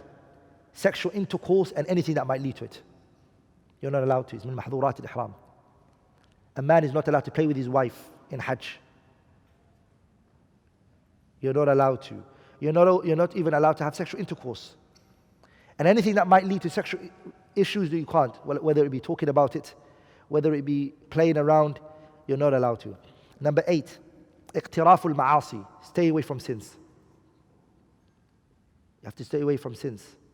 Number 8 is to stay away from sins. Number 9, المخاصمة والجدال. Stay away from debates and argumentations. Those 3 that I just mentioned are all mentioned, the last 3 that I just mentioned. Sexual intercourse and anything that might lead to it. Falling into sins. And argumentation and debates is in the ayah, الحج أشهر معلومات فمن فرض فيهن الحج فلا رفث ولا فسوق ولا جدال في الحج. فلا رفث, sexual intercourse and whatever might lead to it. ولا فسوق, معاصي and sins. ولا جدال, argumentation. Hajj don't argue, and you see that. You see people arguing in Hajj. Especially Hajj, just about all the groups, they have to sometimes share the same tent. So your hamla, you see different individuals, whether it be this group or that group or this group in the religion. You all are in the same tent. And what happens? May Allah protect. May Allah protect. People who don't even have different aqeedas, but they all have fiqh differences. Books are coming out. Get my bag, it's right there. And the other one gets his bags, and he turns the whole khayma and the whole tent turns into a what? Throwing hadiths and books at each other. Stay away from all of that. When you go Hajj, say what you believe. If a person tries to argue with you, just leave them. It's not the place to debate, it's not the place to argue. The same is Ramadan, right? If somebody tries to fight with you or cause you any problems, what do you say to them in Ramadan? You say, Inni mur'un sa'im. I'm fasting, I'll deal with you after Ramadan. Is that what you say? No, you say, I'm fasting. You say, I'm fasting. I don't want to be part of this. The same is Hajj. You do that. Number 10 and 11 is Al-khitbatu aqdun nikah. You're not allowed to propose, you can't propose for a girl. You see a father that you've been looking for so long, and Allah has made the opportunity for you to do Hajj with him, and you've been looking to him to ask for his daughter, and this is the opportunity of a lifetime where he's relaxed. It's the Kaaba. You think, oh Allah, he can't say no. And so you go into the tent with him and you say, oh cool, I need to talk to you. And you ask for his daughter. No, it's not permissible. Khitbah is not allowed. And if the father, yeah, of course, you want it now? And he sticks his hand out and he calls two witnesses, it's also not allowed. It's called aqdun nikah. It's also not allowed. This is based on the hadith that we took previously. لا ينكح المحرم ولا ينكح ولا يخطب. Number 12 is التعرض لصيد البر. The person stays away from hunting. And we said the hunting here is animals on the earth. Okay? You're not allowed to hunt. You're not allowed to hunt. You're not also allowed to convince another person to hunt for you. And if you know somebody hunted for you without you even saying to him, you're also not allowed to take it. Are we all together? You're not allowed to. Because of the ayah, وَحُرِّمَ عَلَيْكُمْ سَيْدُ الْبَرِّ مَا دُمْتُمْ حُرُمًا. And also the hadith that we mentioned, that the Messenger ﷺ rejected the food that was brought to him. Does anyone know what Sahabi that was? Huh? Sa'ab ibn Jathamat al-Laythi radiyallahu ta'ala anhu. And number 13 was what I mentioned, الأكل مما صيد من أجله أو بإشارته إليه أو بإعانته. We mentioned that. Now we're going to go into the things that nullify your Hajj. Nullifies it. خلاص. No more Hajj for you anymore. Sexual intercourse. The sexual intercourse can happen in two situations.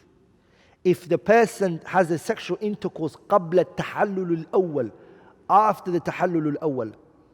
Are you with me, brothers? And this is after the رمي الجمرة العقبة قبل before. It's قبل before the rami of the Jamrat al-Aqabah. If that's before, that is التحلل الأول. If before the tahallul al-awwal he has sexual intercourse, there's no Hajj. It's null and void. If it's after the tahallul al-awwal, remember everything is allowed for him. The hadith Ibn Majah I mentioned. The Prophet ﷺ, what did he say? If you've thrown and you've done your rami, the Prophet ﷺ, he said, أُحِلَّ لَكُمْ كُلُّ شَيْءٍ. Everything has been made halal for you. إِلَّا النِّسَاءَ. Except the woman. Remember we said that. So if he does sexual intercourse with his wife بعد التحلل الأول, his Hajj is not batil, is not null and void, but he's in a serious situation. He has to basically give a sacrifice. Ibn al-Mundhir transmitted an ijma' in that issue. And the second one is ترك ركن من أركان الحج.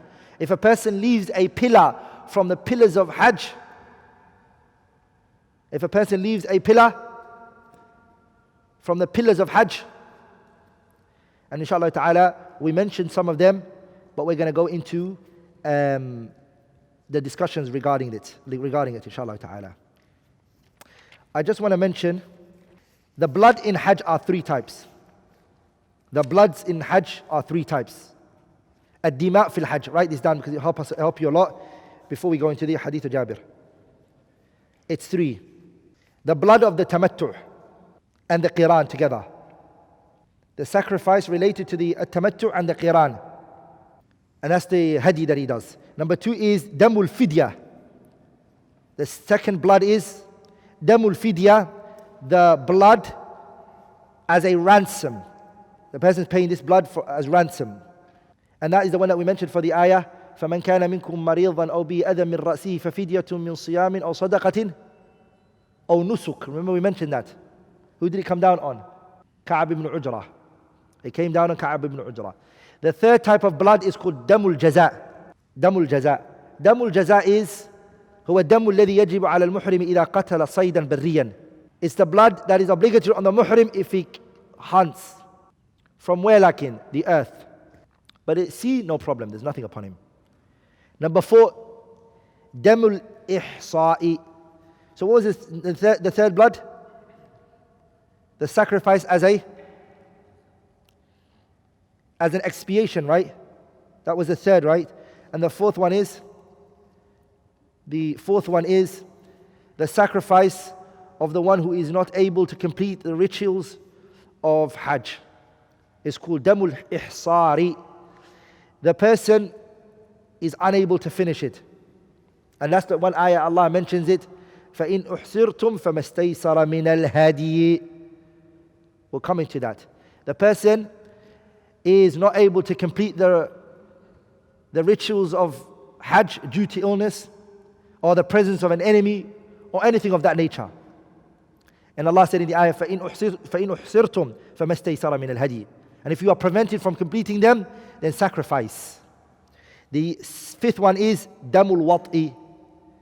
It's the sacrifice that comes from due to sexual intercourse. Those are the 5 types that the fuqaha mentioned. We'll go into that in more details, inshaAllah ta'ala. I want to now go into the issue of ziyaratul Madinatul Munawwara and the etiquette regarding that. We already spoke about the virtues of Medina, right? We did? No? Did we? Did we speak about the virtues of Medina? Medina, we mentioned it, and one of the evidences that I spoke about was that the Prophet ﷺ said, "Innal Madinati kalkiri." Sorry, Medina is like a kir. Medina is like a. The Prophet ﷺ, he said, Medina. Did we take this hadith in the Bulugh al-Maram? The Prophet ﷺ said, "Innal Madinati kalkiri." Medina is like the bellows. تخرج الخبث. It gets rid of the filth. لا تقوم الساعة. Medina, it's like a bellows. You know when you blow into the thing and you're cooking the dirt and everything goes out. Medina blows out the filthy people. A filthy person cannot remain in Medina. Munafiq, and Medina will spit that person out. The Prophet said, لا تقوم الساعة. The hour will not strike. حتى تنفي المدينة شرارها. Until Medina gets rid of all of its evil people. كما ينفي الكير خبث الحديد. Just like the bellows, it removes and eradicates and gets rid of the rust on the metal. Also the Messenger sallallahu alaihi wasallam told us, لا تشد الرحال. Do not travel to إلا إلى ثلاثة مساجد, except 3 masjids.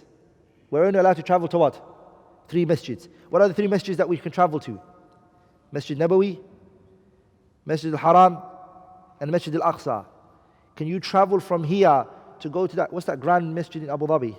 Can you travel to go there? No, you can't. You can only travel for what? You can only travel for 3 masjids. Habibi, coming from another country just to go to that masjid, it goes against this hadith. You're not allowed to. But if you're in Abu Dhabi and you're there, you're local, you're not traveling for it. It's a different thing. Are we all together, brothers? You can only travel for 3 masjids. Masjidi hada wa Masjid al-Haram wa Masjid al-Aqsa. Good. The etiquette of visiting the Prophet's masjid and the Prophet's grave. We need to mention this. It's very important. When you go to Medina, and that's the majority of the people, they start their journey. A lot of the hamalat, they take the people to Medina first, right? They go Medina first and then they go Umrah and then Hajj. So let's study some etiquettes and manners of the ziyarah in Medina. If you come to the masjid, come with your right leg in first. And then say the dua, Allahumma salli ala Muhammad. Oh Allah, send salutation to Nabi Muhammad wa sallim, Allahumma aftah li abwaba rahmatik. Or you can say, A'udhu billahi al-azim wa biwajhi al-kareem wa sultanihi al-qadeem min ash-shaytan al-rajim. Then you pray 2 rak'ah sunnah in the masjid, tahiyatul masjid, before you sit down. Number 3, stay away from praying the salah ila jihat al-qabri. Stay away from praying towards the what? Towards the grave. Some people, they pray towards the grave. And when they get stopped there, that's when it is. But they want to pray towards the qabr. Stay away from that. Once the person finishes the salah and they pray, ثم يذهب إلى القبر, go to the grave. Are you allowed to travel from England or Dubai or any other country in the world? Your intent is to go to the Prophet's grave. Are you allowed to do that? No. You're not allowed to travel for the Prophet's grave. You travel for the masjid, and once you come to the masjid, you visit the Prophet's grave. There's a difference between ziyarah to qabri Rasulillah. Visiting the Prophet's grave, this is permissible, without a doubt. Visiting the grave. Are we all together? Lakin, to travel for the Prophet's grave is a different discussion. That's not permissible. We mentioned the hadith right now. What did we say? La tashuddu rihala. Do not travel. Don't cut a distance for only these three places. Nowhere else. But what about if I want to go to a halaqah and a sheikh has a dars and I want to go there and I want to benefit? Is that allowed? How do you go outside the discussion here? Can you go? Can I travel from one country to another country to go to that halaqah and to benefit? Hayya? Why Shahid? Okay. But how do you reconcile this with this hadith? Yeah. No. That's not the one. Huh?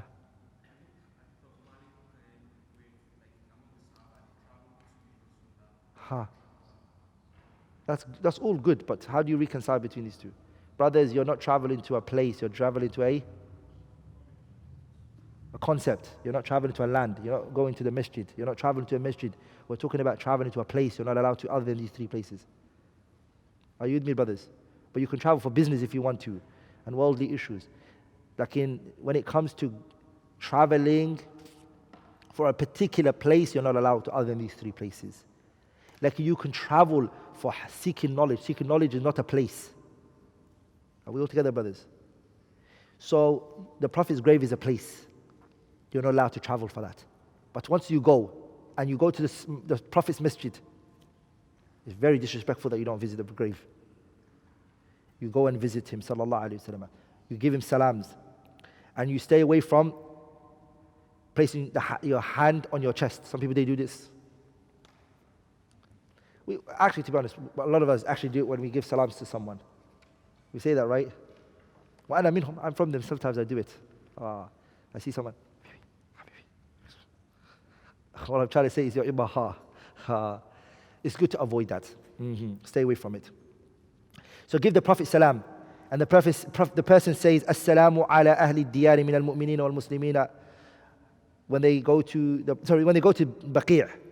After you go to the Prophet's grave, and you give salam to the Prophet ﷺ, we'll talk about that in more details, what you do and how you say it. I don't want to mention it now. And then you go to Baqi' and you make dua for the people of Baqi'. What do? You make dua for the people of Baqi'. The fifth thing that you need to do is, don't raise your voice in the Prophet's masjid. This is the Prophet's masjid. Don't raise your voice. Or even next to the grave. Let your voice be very low. Have good manners with the Prophet ﷺ. His masjid. Umar radiallahu anhu saw two men shouting. And so Umar took a pebble from somewhere and he threw it at them to get their attention.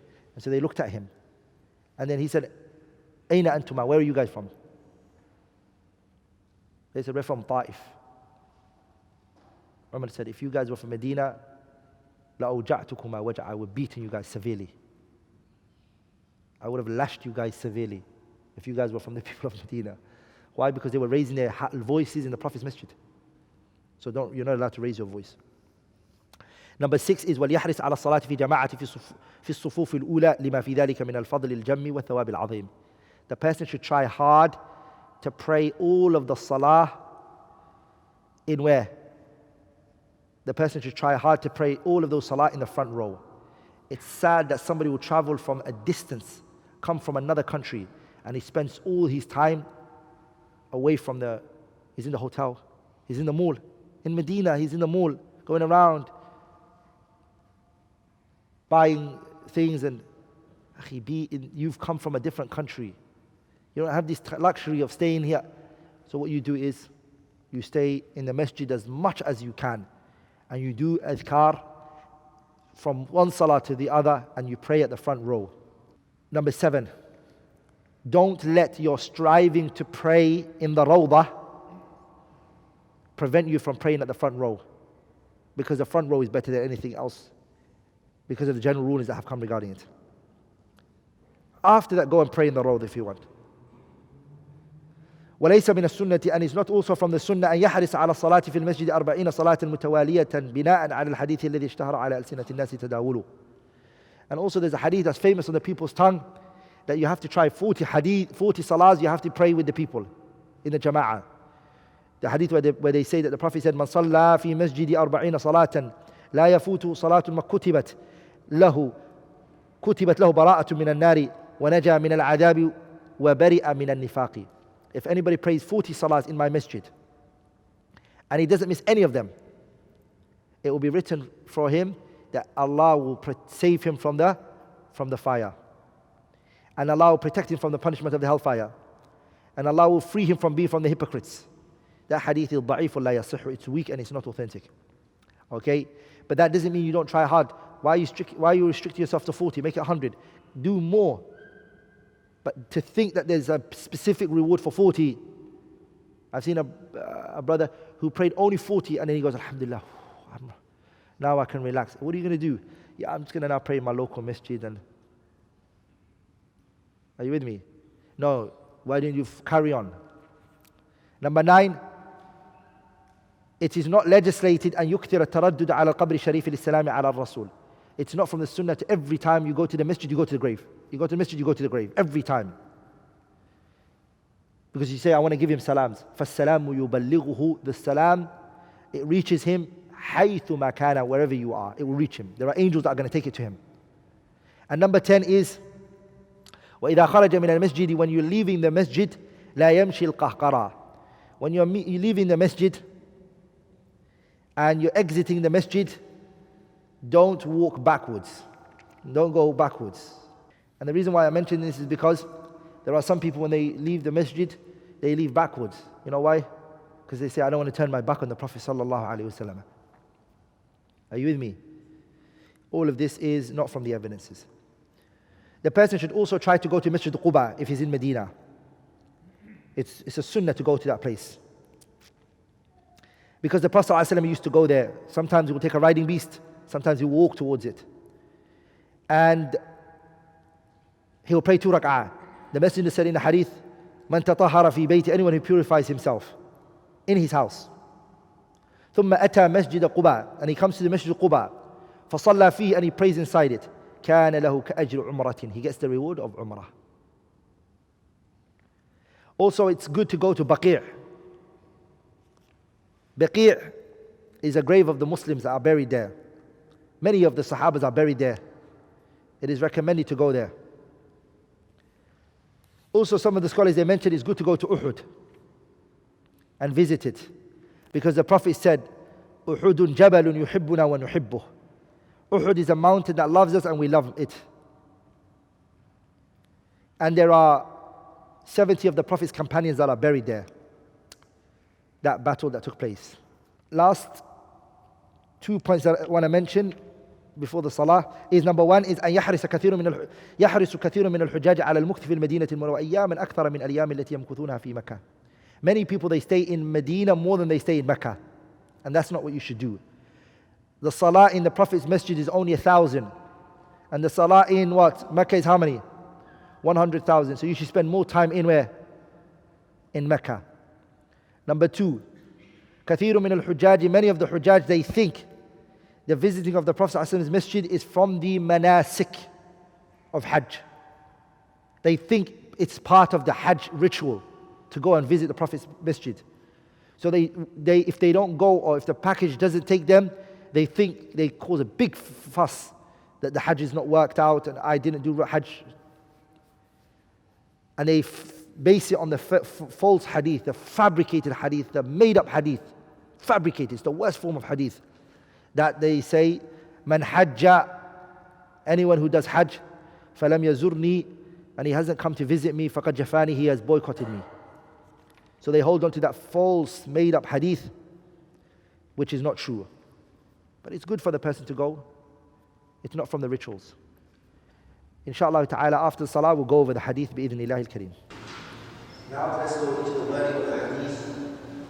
Jabir radiallahu ta'ala anhu, he said, أن رسول الله صلى الله عليه وسلم حج فخرجنا معه.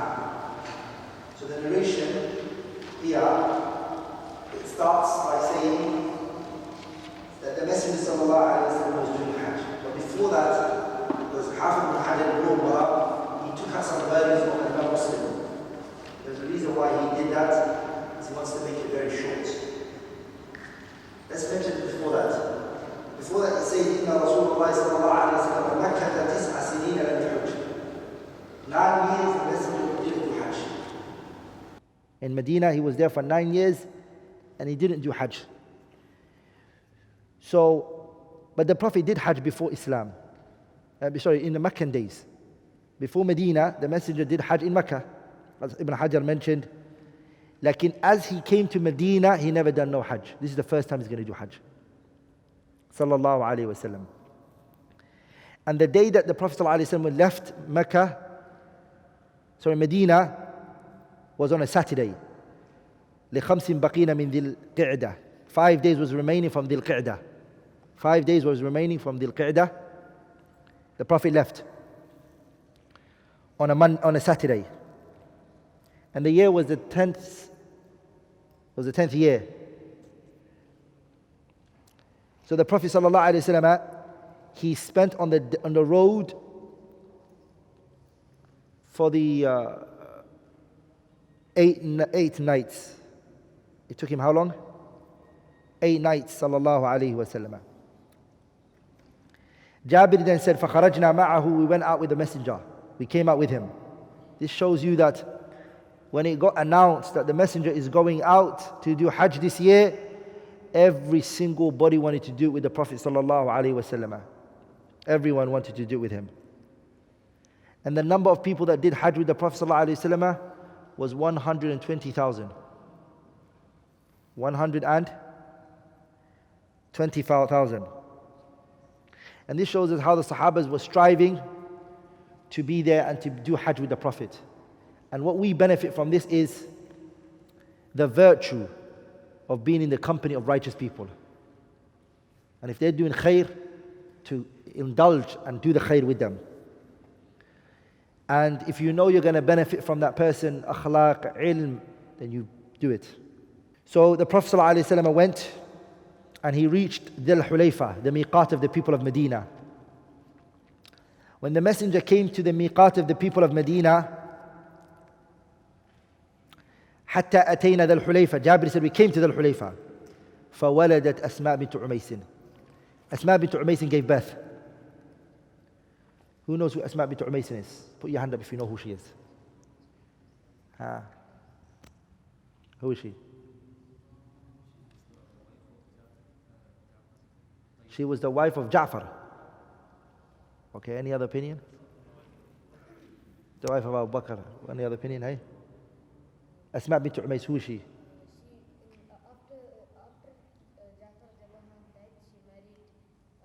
Jazakallah khairan. That's correct. Both. Ja'far used to be married to her. When Ja'far died, Abu Bakr married her. Who's the child which she gave birth to? Whose child was it? Yeah? Whose child is it? Yeah? Muhammad ibn Abi Bakr is Ja'far's son. Sorry, it's Abu Bakr's son. She gave birth to Abu Bakr's son. What's amazing is that the hadith, what's amazing with the hadith is Asma doesn't get mentioned after this at all. I've always wondered why? Because the important thing that we want to know is she's in her postnatal bleeding. So if she's in her postnatal bleeding, not in any of the tariq of the hadith is mentioned. All day today I was looking for all the turuq. And I've seen other scholars negate it. Her mention, it stops here. So the question is, did she remain on her menses when she reached Medina? And so she could do everything fine? Meaning, before the Prophet could come back from Medina, Mecca, from Medina after Hajj, did things finish for her? or did it carry on? And if it did carry on, did the Messenger allow her to do tawaf around the Kaaba from the angle of a darura, necessity? None of that is stated. None of that is stated. Qadarullah ma sha'a fa'al. Anyways, the Prophet ﷺ said to Asma, because she wanted to know, Asma bint Umaysin wanted to know, what can she do? فقال, the Prophet said to her, اغتسلي, clean yourself completely. واستثفري. What does it mean, واستثفري?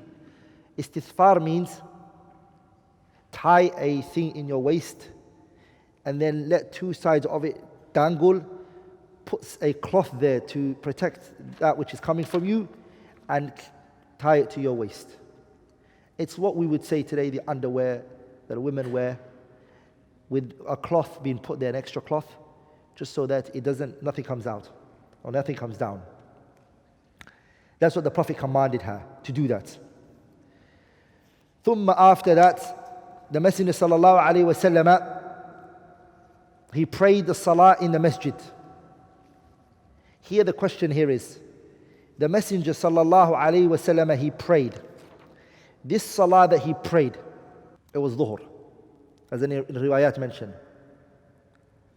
The person, is he allowed to pray sunnah? No doubt it's best to pray an actual wajib salah. But is it permissible to pray a sunnah, and is it good? There's a khilaf amongst the scholars, and that which seems the correct is that it's permissible. But it's good to make sure or try to wait for obligatory prayer, so you can follow the sunnah of the Prophet sallallahu alaihi wasallam.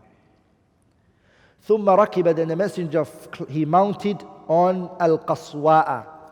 Qaswa'a was the Messenger sallallahu alaihi wasallam's camel. That was the name that was given to Qaswa. The word Qaswa means الناقة التي قطعت أذنه. Qaswa is the camel which its ears cut. It's got a cut ear, slit. Like the Prophet ﷺ, his naqa's ear was not cut. No sign was on there. Nothing like that was done. But he liked to call the camel Qaswa because he really loved Qaswa. He really loved this camel, sallallahu alayhi wa sallam. Then the Messenger sallallahu alayhi wa sallam, he said, alayhi salatu wasalam, حتى إذا استوت به على البيداء. Here the question is, we mentioned last time, when did the Prophet then do the tahleel? When did he proclaim? When did he say it loudly? We said the masjid, right? And we spoke about it when it came to the issue of al-bayda, the open land. Abdullah ibn Umar in rejecting that. We mentioned that, right? So how do we reconcile between those two narrations? Both parties are right. The Messenger sallallahu alaihi wasallam, one group, they heard him say it in the masjid, and some heard it when he mounted on his camel, and some heard it when he was out in the open. Each place he was saying the tahleel loud. That's when they heard it, is when they mentioned it. The Messenger said, لبيك اللهم لبيك لبيك لا شريك لك لبيك إن الحمد والنعمة لك والملك لا شريك لك.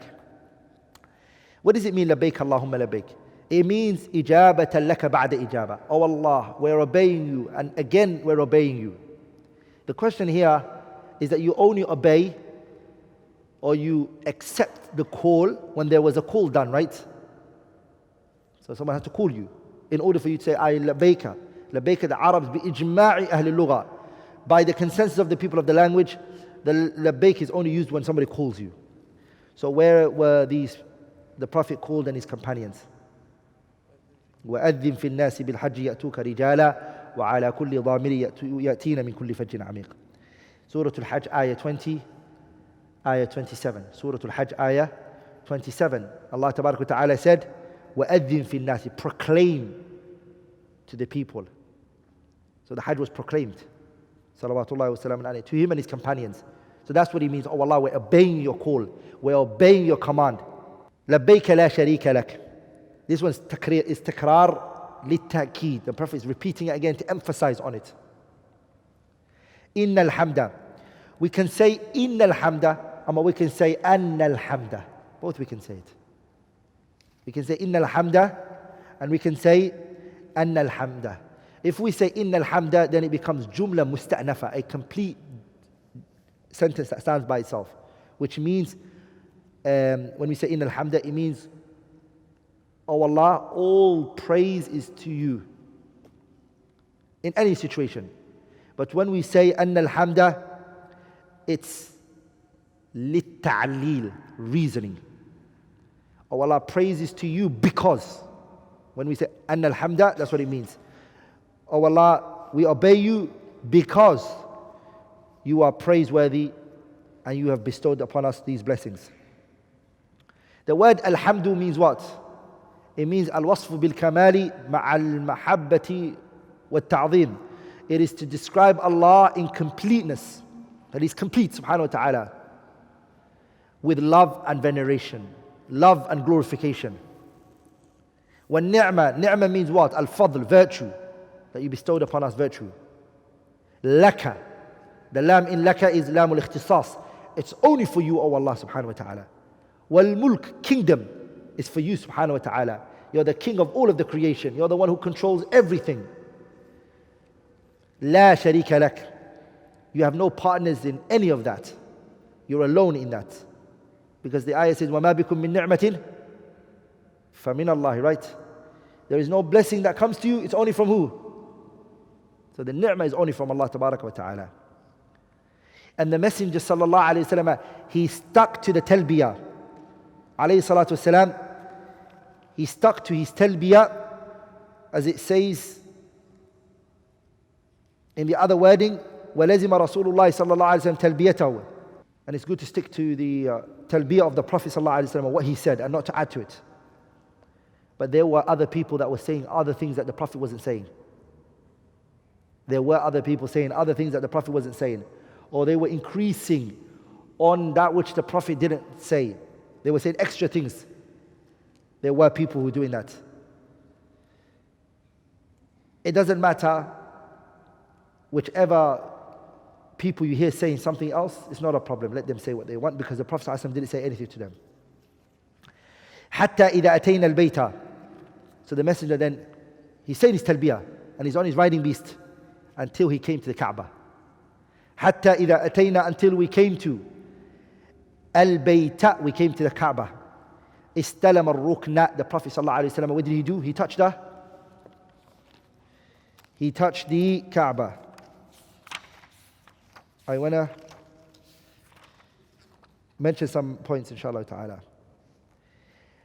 There are when it comes to touching the black stone, there are 4 situations. Touching the black stones is 4 situations. One is that you touch it and you kiss it. And the touching is with the right hand, because the right hand is what? Is to show veneration and respect. Your right hand is good. The left hand is not that good hand. And the second one is, if he's unable to touch it, and he's unable to kiss it, what does he do? So he can't kiss it, he only touches it. So the second situation is that only touches it. He can't kiss for whatever reason. The second situation is to only touch it. The third situation is he can't touch the Kaaba with his hand. Third situation is he uses a stick or something, an object, and he touches it with that object, like the Messenger did, alayhi salatu wasalam. The Prophet used his stick. And the fourth one is he can't do any of that. He uses his hand. That's it. And he only uses one hand. Why? What's the wisdom of touching the stone? It's to honor Allah, not the stone, honor Allah. And it's to honor the Messenger sallallahu alaihi wasallam, and to follow the Messenger sallallahu alaihi wasallam. But it doesn't mean that this stone can do something, it can harm us, or it can affect us, or it can, no. It's Allah Azza wa Jalla we're doing it for. He's the one who commanded us to do it. What does the person say when they touch the black stone? What do they say? The sunnah is to say Allahu Akbar. We mentioned that, right? But there's also that which is transmitted from Abdullah ibn Umar, that he used to say Bismillah. He used to say Bismillah Wallahu Akbar. Bayhaqi narrated it bi isnadin sahih. And Abdullah ibn Umar was very well known for following the Prophet sallallahu alaihi wasallam so much. So the scholars, some of them, they said, Mawqufu lafdan marfu'u hukma. It's even that it's Ibn Umar who's doing it, but it's attributed to who? But it's attributed to the Prophet sallallahu alaihi wasallam. So the person says, Bismillah, Wallahu Akbar. Like in Wallahu Akbar, there's evidence for that. The Prophet did that, sallallahu alayhi wa sallam. That the Prophet did that. طاف رسول الله صلى الله عليه وسلم على بعير كلما أتى على الركن أشار إليه بشيء في يده وكبره. That's the Prophet. Okay, another thing I want to mention is there a virtue in touching the black stone? If I touch it, what virtue do I get? The Prophet ﷺ, he mentioned the hadith Imam Ahmad narrated in his Musnad min hadith Ibn Umar. The Prophet said, Inna mashal hajari, the touching of the stone, the black stone. وَالرُّكْنُ الْيَمَانِي, and touching the corner, the Yemeni corner. يَحُطَّانِ الْخَطَايَا, they remove the sins from you. They remove it from you. The Prophet ﷺ said in another hadith, Imam Tirmidhi narrated min hadith Ibn Abbas, وَإِنَّهُ لَيَبْعَثُهُ اللَّهُ تَعَالَى يَوْمَ الْقِيَامَةِ, Allah will bring the black stone the day of judgment.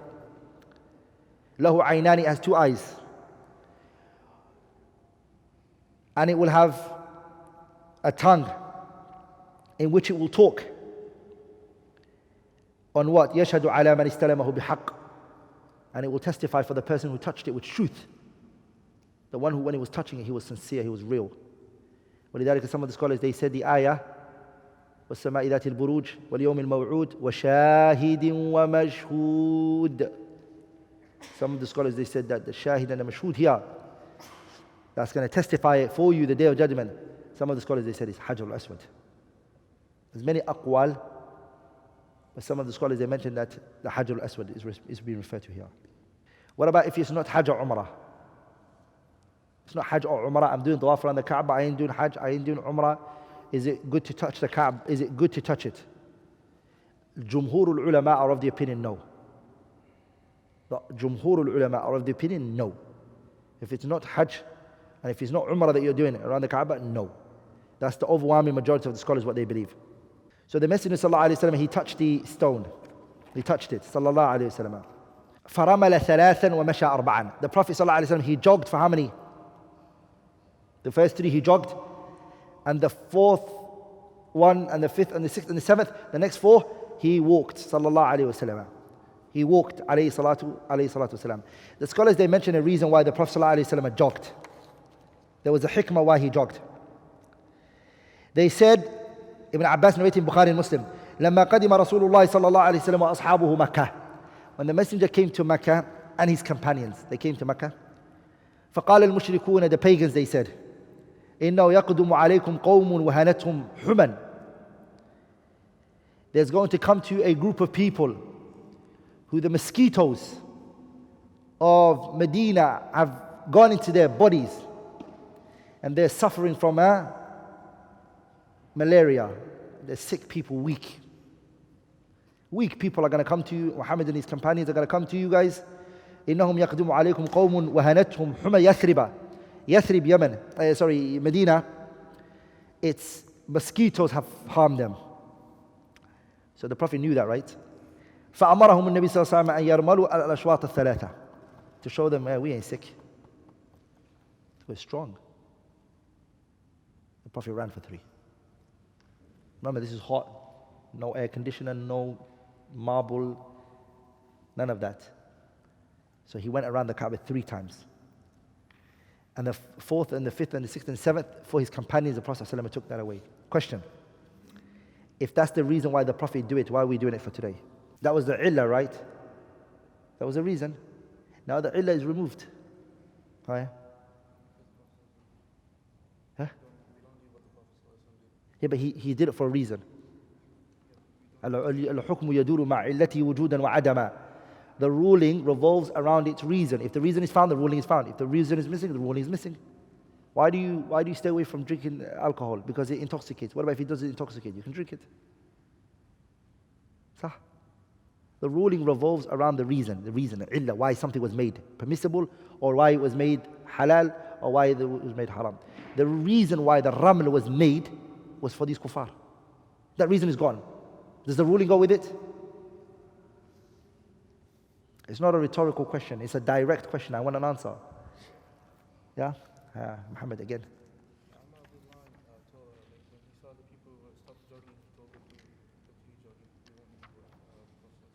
That's Sahih, Jameel. The Sahaba, Umar radiallahu anhu and other companions, they would jog and they said, we will not stop this. We will not stop doing this. And even the Prophet sallallahu alaihi wasallam's companions, the Prophet sallallahu alaihi wasallam, he took over Mecca and the kuffar were weak. So even what they said to themselves would have been with them. So this ruling, ala kulli hal, is something that carries on, that we will do forever. Like remember I mentioned a point where you show your arm, your right arm, and you what? Well, this is done for how long? This is only done when you come into the Kaaba. Some people do it from the miqat. From Dhul Hulayfa in the coach, they have one arm showing. No, you don't. You only do that when you see the Kaaba. The minute you see it, you open it. Some scholars, they say, no. You actually only do it when you come to the Hajar al-Aswad. When you start, then you show your arm. Ala kulli hal, you only do it at that moment. The first three you show, and then after that you don't show. It's not all the time that you show. We'll stop there for now. I'll take some people's questions they asked, and we'll carry on this hadith for tomorrow, inshallah ta'ala. We'll finish off the hadith tomorrow. Bi-idhnillahi al-kareem. If we do finish the hadith, then we've really taken the concept of Hajj, inshallah ta'ala. So, sister's question, inshallah ta'ala.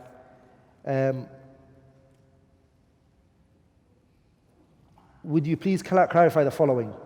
In the state of Ihram, would it be permissible to use creams, soaps, toothpaste, etc., as they all contain fragrance? Yes. If you're in the state of Ihram and you've passed the miqat and you're in the state of Ihram, you are not allowed to use things that contain smells, taste. It's got a smell to it. Are we all together? Like soaps, creams, stay away from it. Are we all together? You have to stay away from it. Don't use it. And we'll go into that more, inshallah ta'ala, on that issue, bi'idhnillah. Number 2 is, are the women allowed to apply fragrance onto their bodies prior to wearing their ihram too? Women are not allowed to make themselves smell. They're not allowed to wear perfume. Are we all together? Like in the thing that the women are allowed is, what's it called? Deodorants they're allowed, because the deodorant, it goes. Are we all together? And they are allowed to use soaps and creams, things like that women can use, as long as it doesn't have a smell that attracts everybody. Are we all together? Number 3, would the wife's aunt, maternal or paternal, be a mahram? No. She wouldn't be, because he can marry her. The only reason that he can't marry her right now is what? He's married to her daughter, or her niece. The minute she goes, he can marry her. So be careful. The last question, which is very good as well, is if a woman does not have an adult mahram, father, husband, brother, etc., and is unable to go for Hajj for this reason, should she ask for a person who is able to do Hajj on her behalf, paying all the costs of the Hajj for that person? If she is worried she will not be able to ever get the Hajj for herself, or is better for her to wait until her son grows and reaches age of puberty and become eligible mahram for her? No. If the woman has the money to go Hajj and she has the ability to go Hajj, she has the ability, but the only thing that's missing from her is a mahram, Hajj is still obligatory on her. In what way, lakin? To go? No. She has to pay for someone. Are we all together? Because I told you, a woman cannot travel without a mahram. She's not allowed to travel without a mahram to Hajj. That's the strongest opinion. But the Hajj is still wajib on her. How is it wajib on her? She has to pay for someone else. Someone else's funds and everything she pays for. And if Allah gives her the future, then she goes with her son when he grows. You can go. But then she's fulfilled the Hajj that was obligatory on her. And ilm is with Allah Azza wa Jalla. سبحانك اللهم وبحمدك أشهد أن لا إله إلا الله أستغفرك وأتوب إليك